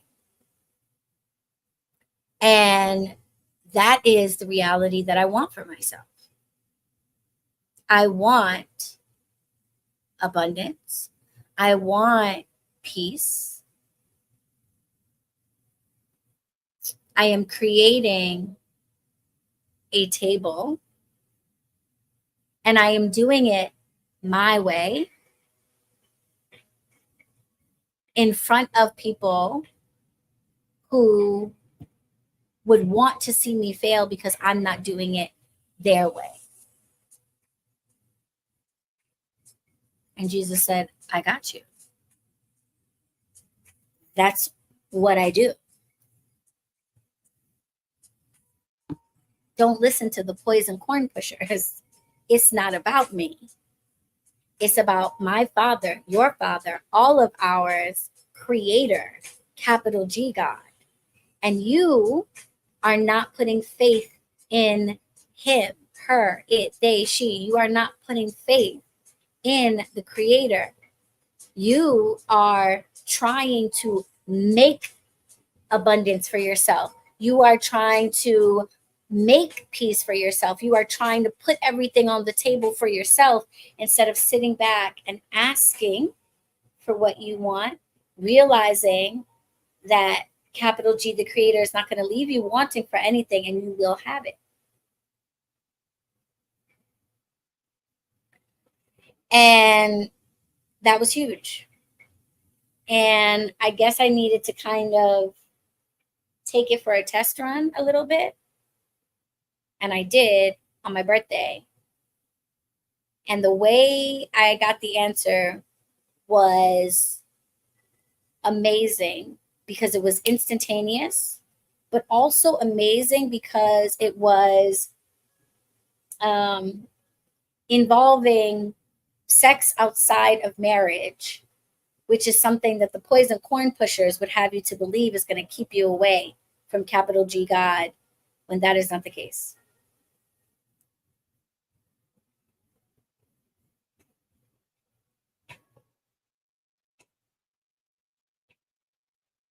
Yeah, not quite.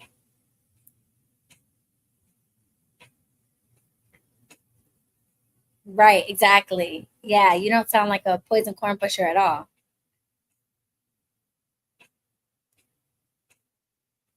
Exactly.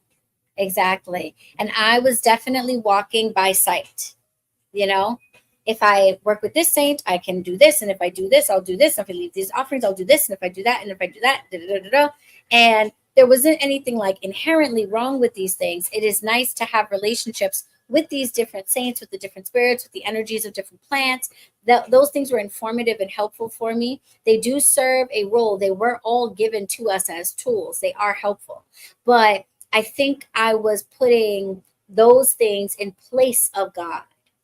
And I put this in my caption the other day on one of my posts. I was thanking the lavender for its healing property instead of thanking God for giving us lavender and the wisdom to use it. And so that's where the shift happens. Okay? That's where the shift happened for me. That I was like, I see. I see.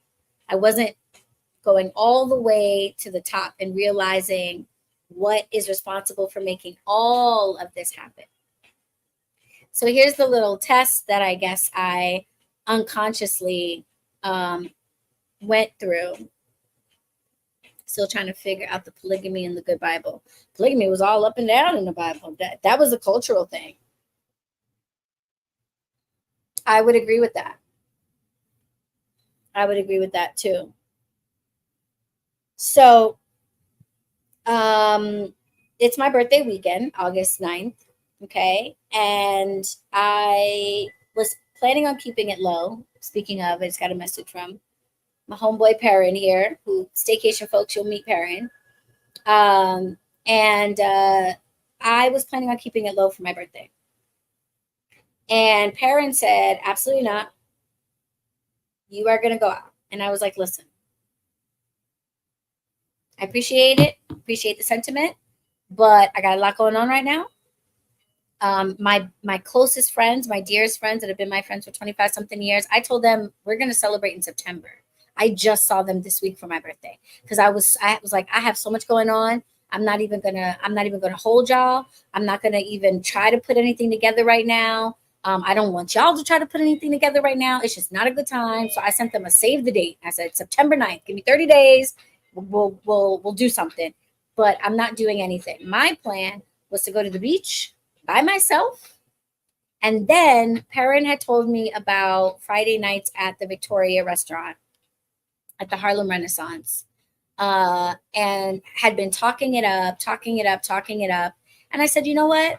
Nuri's going to be watching the shop that day. I'm going to go to the beach. I'm going to have a me day. And then I'm going to come home and change. And I will come meet you for R&B night.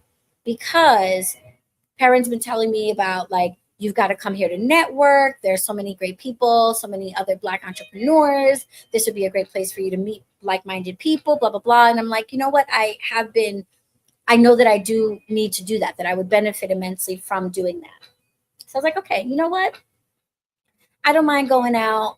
We'll have a little dinner. We'll listen to some music. I'll, maybe have a cocktail or two. And then I'm taking my butt home. And he was like, no, you're not. And I was like, I said I'm going home. This man went and booked me a room at the hotel. Said, you're staying here tonight. And I thought he booked it for the both of us. I thought that he was like, okay, we're gonna get lit and we're gonna crash at the hotel. And I'm like, oh my God, I'm too old for telly parties. But like, okay. And he goes, no. This is for you. I'm not staying. I'm going home. You are staying here. I want you to soak up this energy.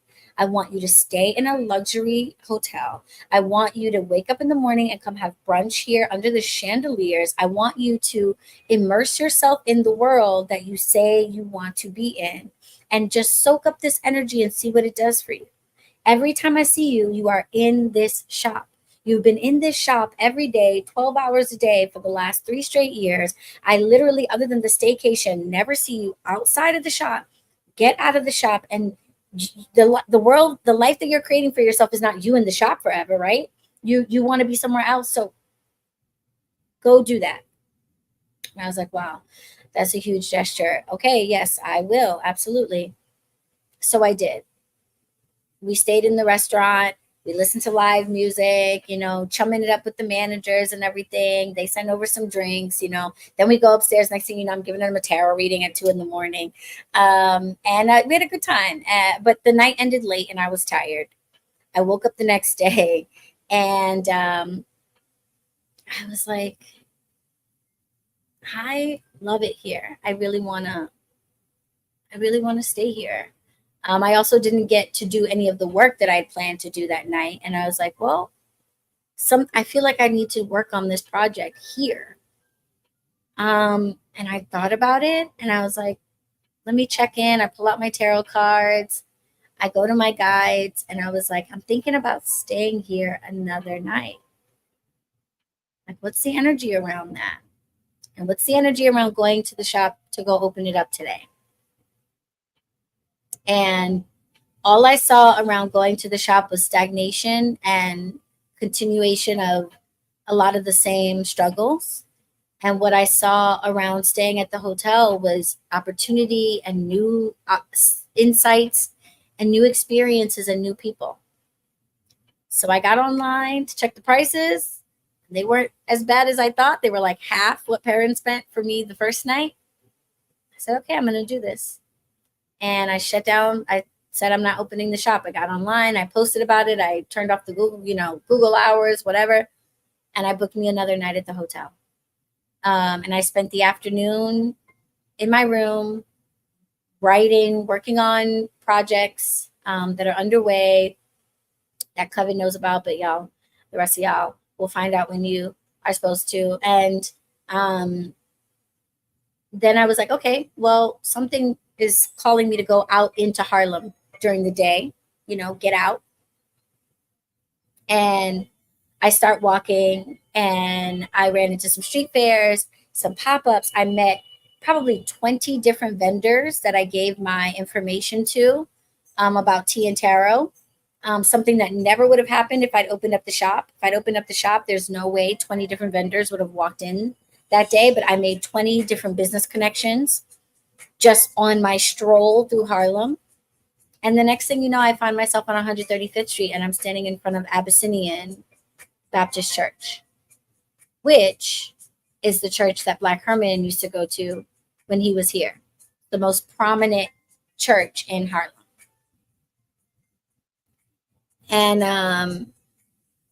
I said, wow, okay, interesting.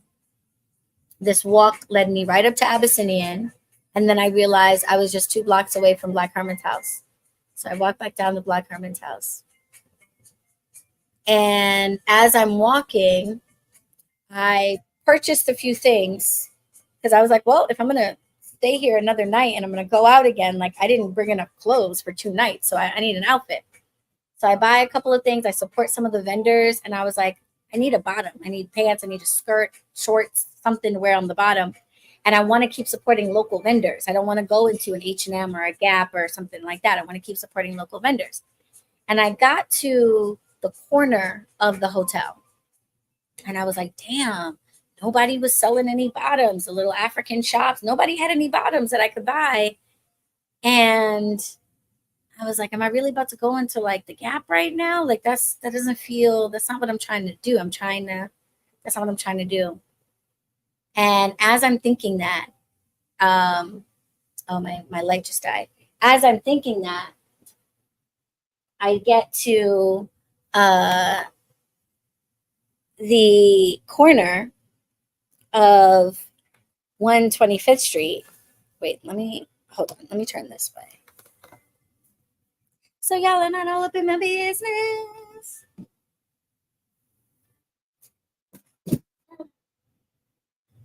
Okay. You guys see my booty cheeks? My apologies if I flashed anyone my booty cheeks. Okay. Okay, here we go. All right. So I get to the corner of 125th Street. Good night, Heather. And I come across a statue of Adam Clayton Powell. And I've walked by this corner many, many times, but I've never noticed it. And it says, keep the faith at the bottom. And I didn't know that he had given a big, like, keep the faith speech at some point. And no flashing, just my tattoo. Okay, good. So I was like, wow, okay, keep the faith, keep the faith. I turn onto the block where my hotel is, and standing right in front of my hotel is this guy, black guy, selling jewelry and perfumes, which there's a lot of these in Harlem, but this was the only one on this strip of block, and he was right in front of my hotel, and he happened to have dresses and pants, like handmade cotton, stuff. And I went, and he like talked me into buying a pair that at first I was like, well, I don't think they're going to fit, and the price is a little too high. And he was like, I'll give it to you for 20 and you could get a free bracelet. So I ended up walking away with an Ankh bracelet and these pants. And I get upstairs and I realize that the pants are the exact same colors as the t-shirt that I had bought at the other stand. So it ended up being a perfect outfit. Keep the faith. So I eat a little, I get dressed. You did? Yeah, I've walked by it plenty of times, but I never read the base of it. I never noticed that it said keep the faith. Did you go to the Victoria for lunch? I'm obsessed with it. It's my favorite place now. I'm afraid when it becomes popular, it won't be as cool, but right now it's like a if you know, you know kind of place. So I'm like, okay. Oh, you did? Isn't it amazing? You have to stay in the hotel one night. Treat yourself to a night in the hotel and have the season is over, but definitely do it when they reopen the rooftop. Friday nights, the rooftop. Woo, it's so fun. The most amazing views of the city you'll ever want to see. So I have dinner. I meet up with Perrin at this thing called the Soapbox, and it's a block party. The whole block is shut down. They're doing live music. ASAP Ferg was like the surprise guest. Like, it's a blast. We're having fun. We're drinking nutcrackers. Like, the vibes are immaculate. Everybody's gorgeous. Like, it was just such an incredible vibe. And I'm sitting there, and I prayed to God directly. No spirit, no anything. I just to God directly. And I said, God, I know I said that I wanted to wrap up the night early because last night was late. And I wanted to go back to my room to write and to work. But that's not really what I want to do. That's what I feel like I should do, but that's not really what I want to do. What I want to do is I want to meet somebody attractive in this crowd of beautiful people, and I want them to come back with me to my hotel room, and I want to have a good time with somebody because I've been going through a divorce, It's been 4 years since I've slept with anyone. And that's what I really want. And as I'm praying this prayer, this guy stands in front of me with his back to me. And it turns out that he was out by himself. He just came out to enjoy the event. And he was walking through the crowd trying to find a good spot to like settle. And next to us was the person selling nutcrackers, drinks in a cooler. So because she had the cooler, there was kind of a little pocket of space around us because people were trying not to block the cooler. And so that gave him a perfect opportunity to find a place to stop. So he stopped and stood in front of me, not really thinking about me. I'm not really thinking about him. He just stopped there. And he's watching the performance with his back to me. So I don't see him. And he says later that he overheard us talking about how we're from the Bronx because we're in the stories, we're posting, Bronx is in the house, we at the block party, doing internet shit. And he overheard us, and he's from the Bronx too. What are the chances, right?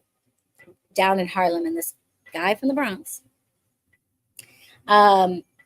This girl walks through the crowd, and she was super, super pretty.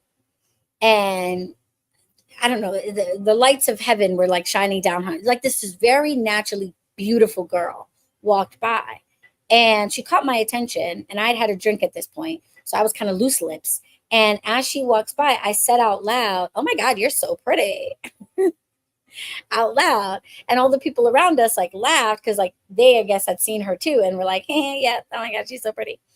And the guy finally turns around to look up at me, and he's like, "Yeah, she is, right? Like I noticed that too." And that was the first time we made eye contact. And after that, it was just like he was a part of our crew. All of a sudden, he's talking to Perrin, he's talking to the 2 girls that Perrin invited, or the 3 girls, and all of a sudden now we're just like a group. The event ends, people start clearing out, and all like 5, 6 of us are still just talking. And I'm sitting on the stoop. At this point, I've had 2 nutcrackers, which because I don't drink as much anymore was enough for me to be like tipsy. I had on heels, and I'm like 2 feet in the air on this stoop. And I started to try to hop down myself, and I was like, "Ooh, I should not do that." And I was like, "Ooh, guys, I think I'm going to need help." And he goes and just like scoops me up and lowers me to the ground with such ease. And I was just like, "Hello." And I hit the ground, and I look up, and from where I was sitting, I was up above him. So I could not tell what his height was from where I was sitting. But he puts me down on the ground, and I look up, and I realize that he's like towering over me. And I'm like, "Oh shit, how tall are you?" And he goes, 6'2". I was like, "You know how it is. No offense to my short kings, but you have a guy pick you up, put you down, and then you realize he's 6 something. Mm, mm. It's gonna do something to you every time, okay?" I was like, "Oh, nice to meet you, for real. What'd you say your name was?" You know? So we start walking back to the hotel, and I link arms with him like an idiot. I'm like, "This one's mine." So we go back to the hotel. We're at the bar. Everybody's hanging out. We're having bar bites. I order a bunch of drinks because at this point now I'm tipsy for real. And I'm like, "Let's get 7-pack of cranberries and a shot." Like, and I'm going to pay for it because I'm that girl who, when she starts drinking, wants to buy everybody shots. So I'm like, "Everybody should get a drink and we should go up to my room." Okay. So I'm like, "Bartender, before you close, can you make us a round of drinks in plastic cups? We're going to go up to my room." And this man reaches over when the bill comes for the food and the drinks that everybody had, and he takes the bill. And I was like, "Oh, wait a minute. No, no, no. I ordered all those drinks, and also me and Perrin, everybody's food's on that bill." And he's like, "I know." Pays for it.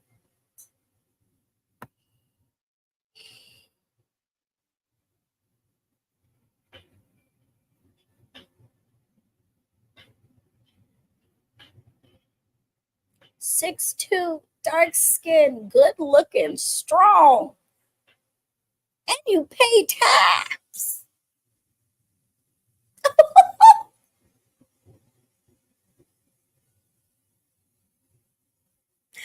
God answers prayers, y'all. Okay.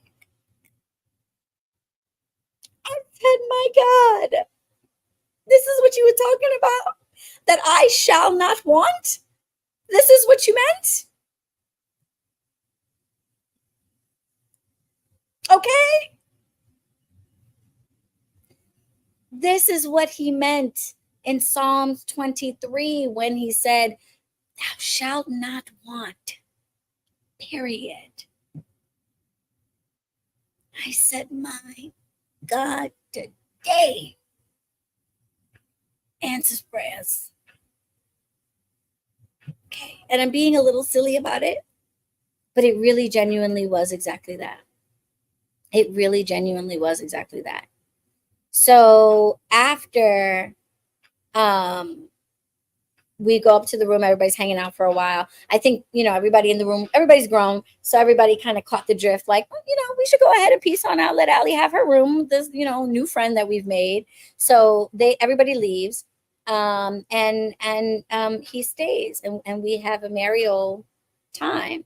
And my original intention was to have a merry old time.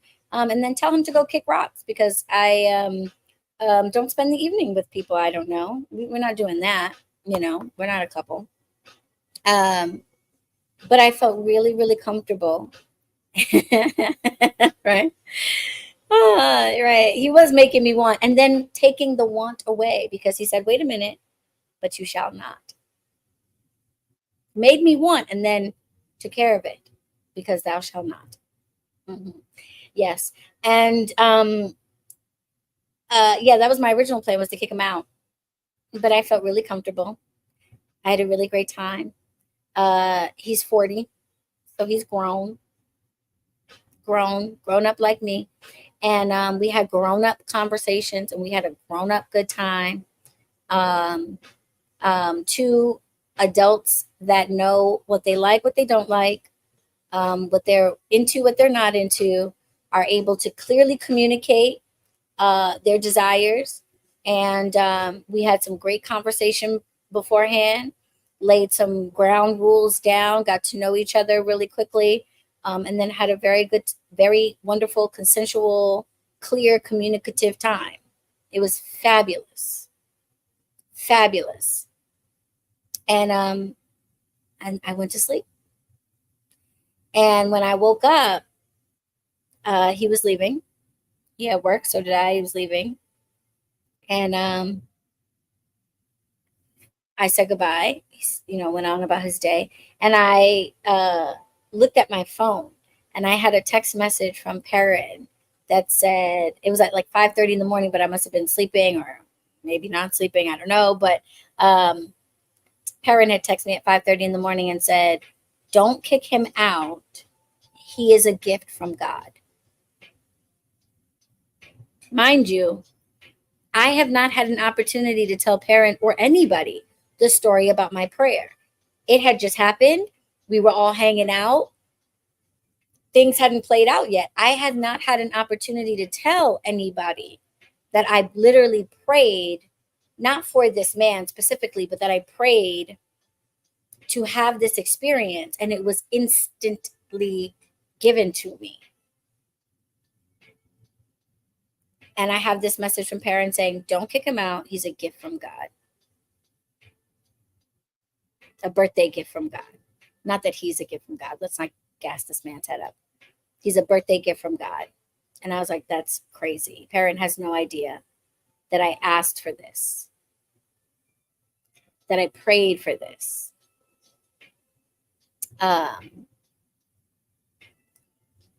Yes. And yeah, so that was powerful. There is hope. There is prayer. There is prayer. That is the reason why I don't say I hope. If you guys get emails and stuff from me, you will see that I say, oh, I pray you're having a good day. I don't like hope. Hope is so helpless. prayer is not. It's active. It's having faith and then doing the work to prepare for the thing that you asked for. And I was prepared for the things that I asked for because, believe it or not, this might be TMI, but I went all natural like 4 years ago when I asked for the divorce from my husband. I went natural with my hair. I went natural with my whole body. Okay. No more shaving, no more any of that. So your girl was out the bush, literally. There was a lot of bush. And the week before my birthday, I decided to treat myself and kind of start fresh. So I got a massage from Fox, who's a Coven member. Shout out to Fox. You guys get massages from Fox. Incredible. And I got waxed by my girl Naomi, the owner of Luna Lavage. She came through and gave me a wax underarms and, you know, in the chocha. And I guess a part of me was preparing for some birthday festivities because I did the work. I was ready for what I was asking for. I sure was. And I got it. So I felt like God was letting me know in that moment, like, no, it really can be that easy. Like, you're the one that's making it hard. You're the one that's making things difficult by thinking that you have to figure all of this out. I told you I will lay you by still waters. I will get rid of your want for things. I will make sure that you are comforted and you are secure. You have to have faith that I am going to do these things for you, that I'm going to send you what you ask for.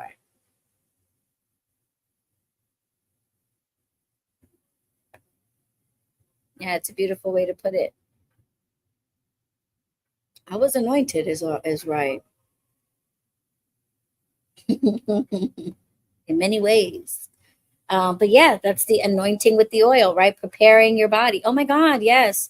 Preparing your body. Okay. And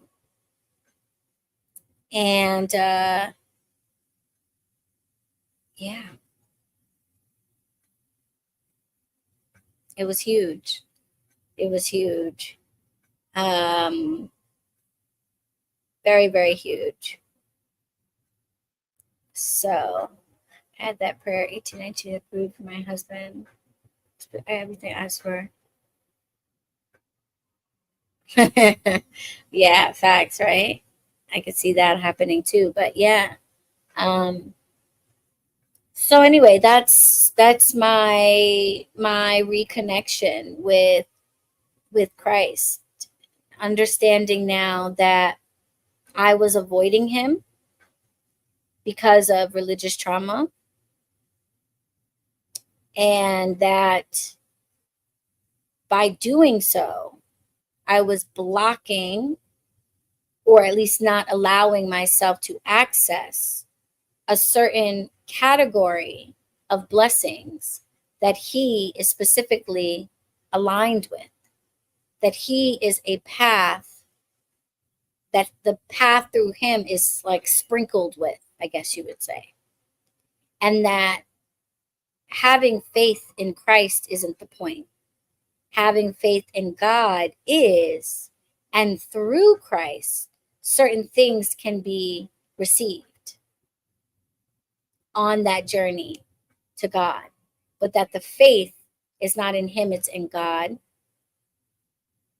And that having faith in God looks a certain way. It's about surrender, and that all of the things that I do as a practitioner, I do because God has made it so. And I can do because God has made it so. That I can heal myself with herbs, that I can cleanse myself with waters, that I like energetically, spiritually, that I can call in love, romance, money, that I can speak to spirits of the dead or to angels or to guides, that all of these things that I do as a witch, I am able to do because God has created this complex yet simple, beautiful, energetic bubble called existence. And I get to be in it and play in it and have whatever parts of it I want for myself. And that as long as I understand who is responsible for it and have faith in that, then I can have it all. And yeah, so, you know, does this mean I'm going to be sitting in church on Sunday mornings? Probably not. And I tested that theory because I felt called to go to Abyssinian, and my plan was to go and sit in the congregation. I was going to go and sit at a pew and see what messages came through, see what I felt, and I got there and it was closed, which I thought was so interesting because I feel like church is never really closed. There's always stuff going on in a church, like during the day, and it was a Saturday. So I was like, y'all don't have Saturday service? Y'all don't got food drive, clothing giveaway? You don't have some Saturday choir rehearsals not going on? It's a Saturday afternoon. My church would have been open on a Saturday afternoon. So I was like, well, what is going on? We always had choir rehearsal on Saturday afternoons. Church was always open. Somebody was in the church somewhere. So all the gates were locked. All the doors were closed. And I was like, okay, I was not called here to go into the church. I'm not being called to church, but I am being called to heal my relationship with Jesus, because there are things that he is associated with in this human existence that I want, that I can have through him. So, yeah, so you won't be seeing me at church necessarily. Too many poison corn pushers up in there. But you might see me referring to Jesus more often. You might see me calling on him more often. You might see me talking about the Bible more often, about prayer more often. You might see me exploring this relationship. And because I'm really transparent and share as much of my practice with you guys as I can, in the hopes that it might help you with your own journeys, you might see that happening. So, heads up. Your girl is not becoming a poison corn pusher, but I am healing my relationship with Jesus and really learning a lot. And shout out to Black Herman, who I have come to think of as a guide, because he really is the catalyst for this, for sure.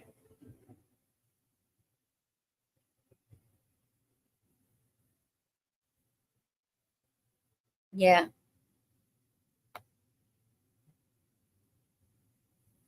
Yeah, maybe it's a post-COVID thing. You know, a lot of places had to close down and stuff like that. So maybe things are a little bit different. But back in the day when I went to church, I felt like my church was always open. You could pop by at any time. And if people weren't upstairs, they would be downstairs doing other stuff. Facts. That's right. Two or more gathered in his name, right? We came here under this live called Reconnecting with Christ. That's right. So yeah,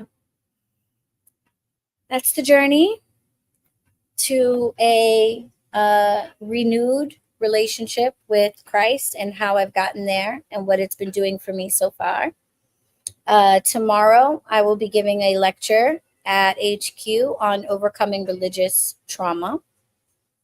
So I'll be talking not about this relationship with Christ part, but specifically talking about the religious trauma that I am realizing that I was still carrying all these many years that was preventing me from having a relationship with Christ. So I'm going to be talking about what religious trauma is, how to identify it, how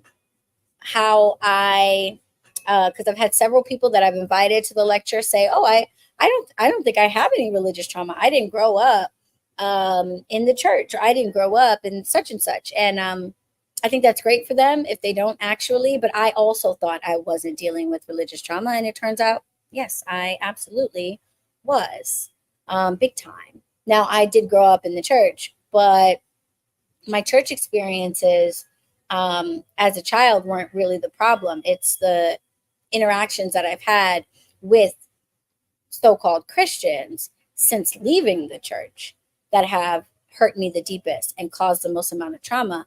And so I don't think you have to grow up in a religious household to have the untoward practices and behaviors of the religious fanatics to make an impression on your life that might be pushing you away from things. I'm sure there are plenty of people who are not interested in witchcraft, but still feel really triggered or uncomfortable at the idea of prayer, even talking about God, saying the word God, saying the word Jesus, reading a Bible passage.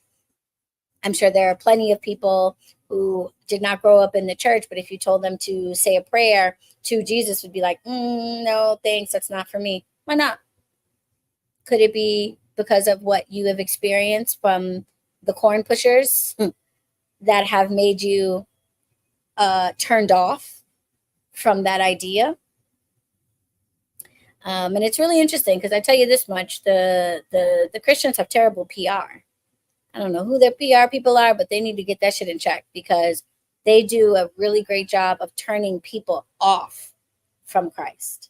They force it on as many people as they can, but they would probably do a much better job if, instead of forcing it, they actually connected with him for real and lived their life from the place of unconditional love that he vibrates in, because more people would have less distasteful feelings around him if it weren't for the horrible example that so many Christians make. So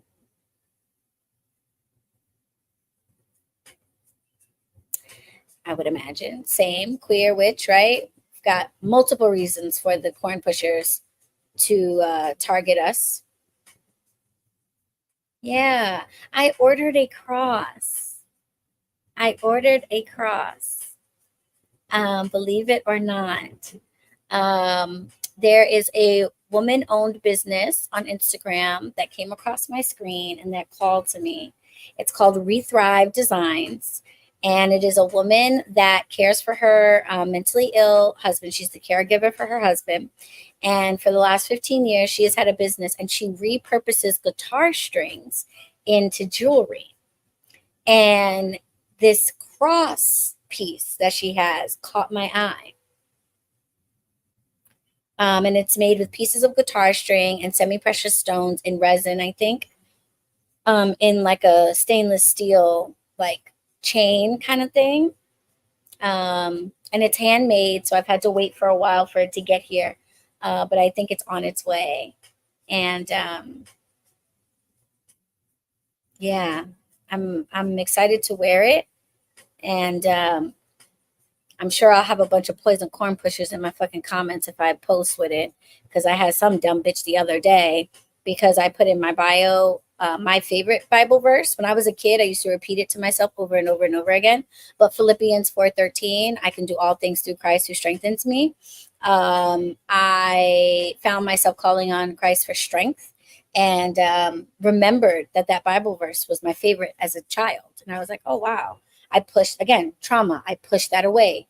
But as a child, it used to give me so much comfort and used to strengthen me and encourage me to be strong at times when I felt weak. And I pushed that Bible verse away because of the trauma of religion. And I said, wait a minute, no, fuck you guys. That verse used to give me strength. Absolutely. I'm taking that back. I want that.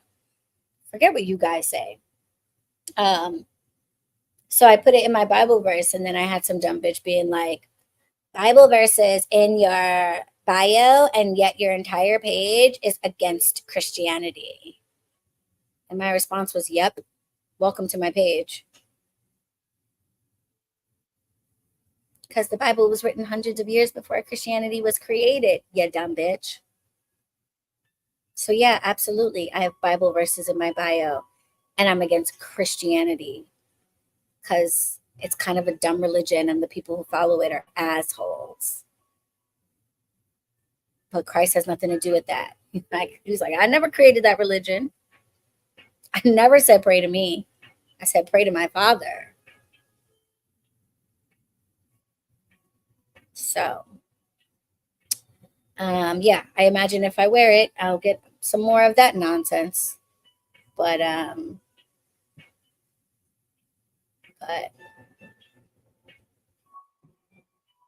I do not. I do not. I don't know what these people be expecting. I think because I like talk in a low whisper over like melodic music in my reels, that they get the impression that I am particularly nice, and I am not. I am kind, but there is nothing about me that is nice. I have to remind people from time to time that the Bronx and BronxWitch comes first. I'm not the witch of the Bronx. I'm the Bronx witch. I will remind you, I am from the Bronx. Don't get the whispery videos and the low lights confused. So I get these people on the internet, I think, thinking that there's like a sweet and quiet, something behind those posts. Absolutely not. I will hurt your feelings really badly. Yeah, somebody came into the shop the other day and was working on making a handmade rosary for themselves from rose petals. It's such a cool craft. Yeah, thank you. I'm excited to show it off. Yeah, if you look it up, you can see you can make your own rosaries with rose petals. Yeah, June, drop the instructions. Sometimes you got to remind people. Sometimes you got to remind people that they forget. You know what I'm saying? Because of my posts are all melodic and stuff. And I have to remind people. I am mixed with 163rd Street in the Grand Concourse. Okay, my grandparents are Fordham Road and Yankee Stadium. I carry a box cutter on me at all times. I will hurt you. I will hurt you. So, and internet fights are my favorite. I always have the time. So, yeah. So,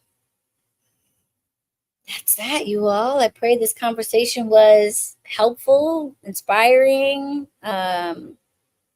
informative, healing for all of the witches out there that also feel themselves avoiding Christ, avoiding the Bible, avoiding prayer because of what those who have decided to wield those things like weapons have done or said to us. I pray that this is healing for you guys. And if you're in the New York City area and want to come to a lecture on overcoming religious trauma, I am giving one at my shop HQ tomorrow from 5 to 7 p.m. It is a 21 and older event, as we will be serving wine. Your ticket gets you in the door, as well as a complimentary glass of wine, or for those of you who don't drink, a bottle of water or a can of soda. So we also have non-alcoholic options for folks. And yeah, it's going to be a good time. The lecture will be live streamed to the Coven. So Coven Witches, if you're not local or if you're not able to make it or just not interested in coming, you can watch the lecture portion of the evening live in the Coven. It will be streamed. I got to go reset the stream now because I fucked around and joined it. But yeah, that will be happening. And after the lecture ends at about 6:30. And then we will have about 30 minutes or so for folks to mingle and chat with each other. I will also be opening up the back room where the inventory is stored for folks that maybe want to shop and grab some of the last few items that we have in our regular retail inventory. And then we'll be wrapping up, and I got to get out of HQ at least by 8 o'clock. Nuri has to leave early, so I'm not going to have her help to close up as I had hoped. And we have Witches of Color support group at 10 o'clock. So I got to get out of there by like 8. So I'm going to be trying to wrap us up, but I do want to give people a chance to grab some things if they want. So come on by. Tickets are still available. You can get the tickets at bronxwitch.com under the events tab. You'll see all the events going on at the shop that are already on the calendar for the fall, and you'll be able to get your tickets for tomorrow there. Please do get your tickets in advance. It's going to be busy tomorrow. It's our first lecture, new space, new layout, and all of that good stuff. So having us sell tickets at the event, it is possible. But if you want to help us out, make things a little bit easier for us, please do buy your ticket online before you come, and then we'll be good. All right. Yes, please make one now and show us. Thank you. High teas, love it. Love me high teas. I look forward to this every month. Stay tuned for updates on next month's topic. Okay, I'm excited to see what that is. I don't even know right now yet, but there's some I am going to be dropping some posts because after the Usher concert, I was live for a brief moment on Instagram. I don't really go live over there, but I was live for a brief moment on Instagram, and I was telling people how I manifested the Usher experience, my VIP entrance, like the whole night, my outfit, all of it. And someone was like, "Oh, what's the difference between manifesting and spellcasting?" And I was breaking it down, and they were like, "Wow, that is the best explanation of the difference I've ever heard. That makes perfect sense." And I realized that online people use the two interchangeably a lot, and it might be confusing. So I want to teach a webinar on the difference between manifesting and spellcasting. But I'm going to drop some posts with some polls and stuff like that to see if people would be interested in that.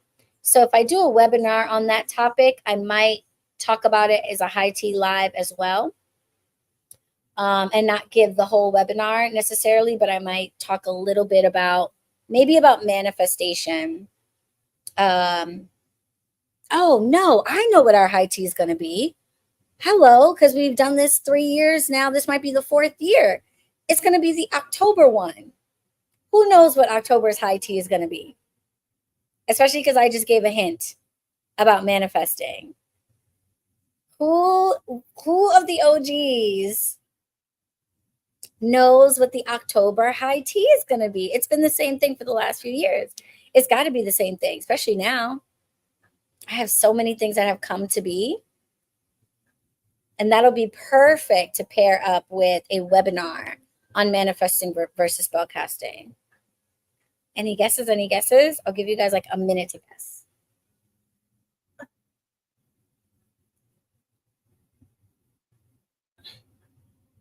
Yes! Nisi got it! I always do vision boards for the high tea in October because Samhain time is when I make my vision board for the next year. Okay, I get a jump start. I don't wait till December, honey, to start new. I need to plan it out before the hibernation period so I can visualize what my year is going to be. Then I rest. And then I get up Imulk February and I'm ready to start making it happen. Yes, period. It's vision board live. Okay. Ooh, that's perfect. Oh my God, that is so perfect. Okay, so first of all, I hope you guys vote yes, that you do want me to teach a webinar on manifestation and spellcasting, because I do want to talk about it. Webinars are free for Coven members at the dedicant level. Okay. But they'll still be available to you guys, but they're free for folks at the dedicant level. And I would love to do that. But either way, High Tea Live in October is going to be our yearly vision board making session. So I will be recapping last year's vision board. We'll be checking off all of the things that came to be, and there are many. And then we will be making our vision board for the next wheel around the sun or what have you. So if you want to prepare for this, first of all, get on my mailing list. Link down in the description. Get on my mailing list. If you are on the mailing list for my shop, that is not my mailing list. If you're getting emails about classes in the portal, you're getting emails about sales, you're getting emails about, reservations at the shop, that is not my mailing list. My mailing list emails have a purple background, light purple background. Okay. Get on my mailing list, because in the weeks before that live, I'm going to be sending you tips on things to prepare if you want to also make your vision board at the same time. Okay, so I'm going to be sending you links to the last couple of years' lives. I'm going to be sending you lists of materials that you should gather for yourselves, things that you should plan. Do not wait until the day you want to make your vision board to plan your vision board. That's the biggest mistake people make. You plan ahead and then you actually make the board then. Okay, but you're going to want to plan ahead. So I'm going to send you emails on how to plan ahead, what materials you want to have, what game plan you want to give yourself, so that you can actually make your vision board at the same time. Otherwise, if you don't care to do so, you just want to watch it, you can just watch me make mine. Okay.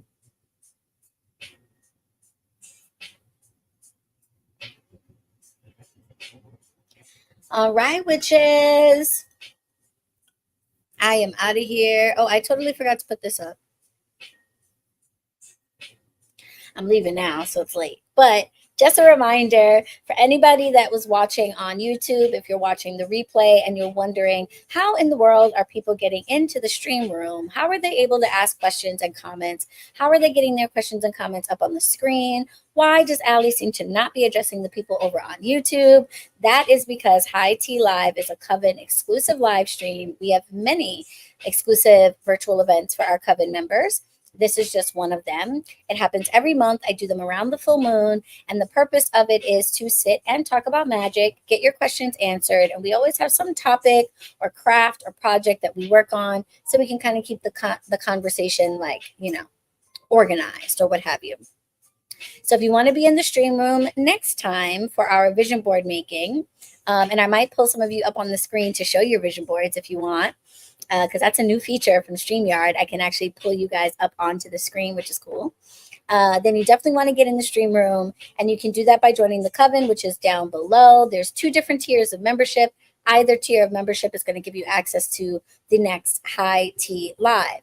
If you have personal questions about magic, personal questions about your own relationship with Christ, your own religious trauma, or anything else, if you feel like you need a reading from me, maybe want to take some classes or get some coaching, then the first place to start is by getting a consultation with me. Consultations are 15 minutes long. They're only $25, and that $25 gets credited to the class, reading, coaching session, or whatever it is that you decide you want to get, if you decide you want to do anything further with me after the consultation. So start there, book a consultation with me so we can talk about your personal journey, because I am here to help baby witches become better witches. Yes. All right, you guys, BronxWitch.com is where you can go for everything. Click on the Connect with Allie tab. That's where you can find everything, or you can check the description at the bottom of this video over on YouTube. And I will see you all in the next one. And I'll see some of you tomorrow at the lecture. So have a great night. Bye. Blessed be.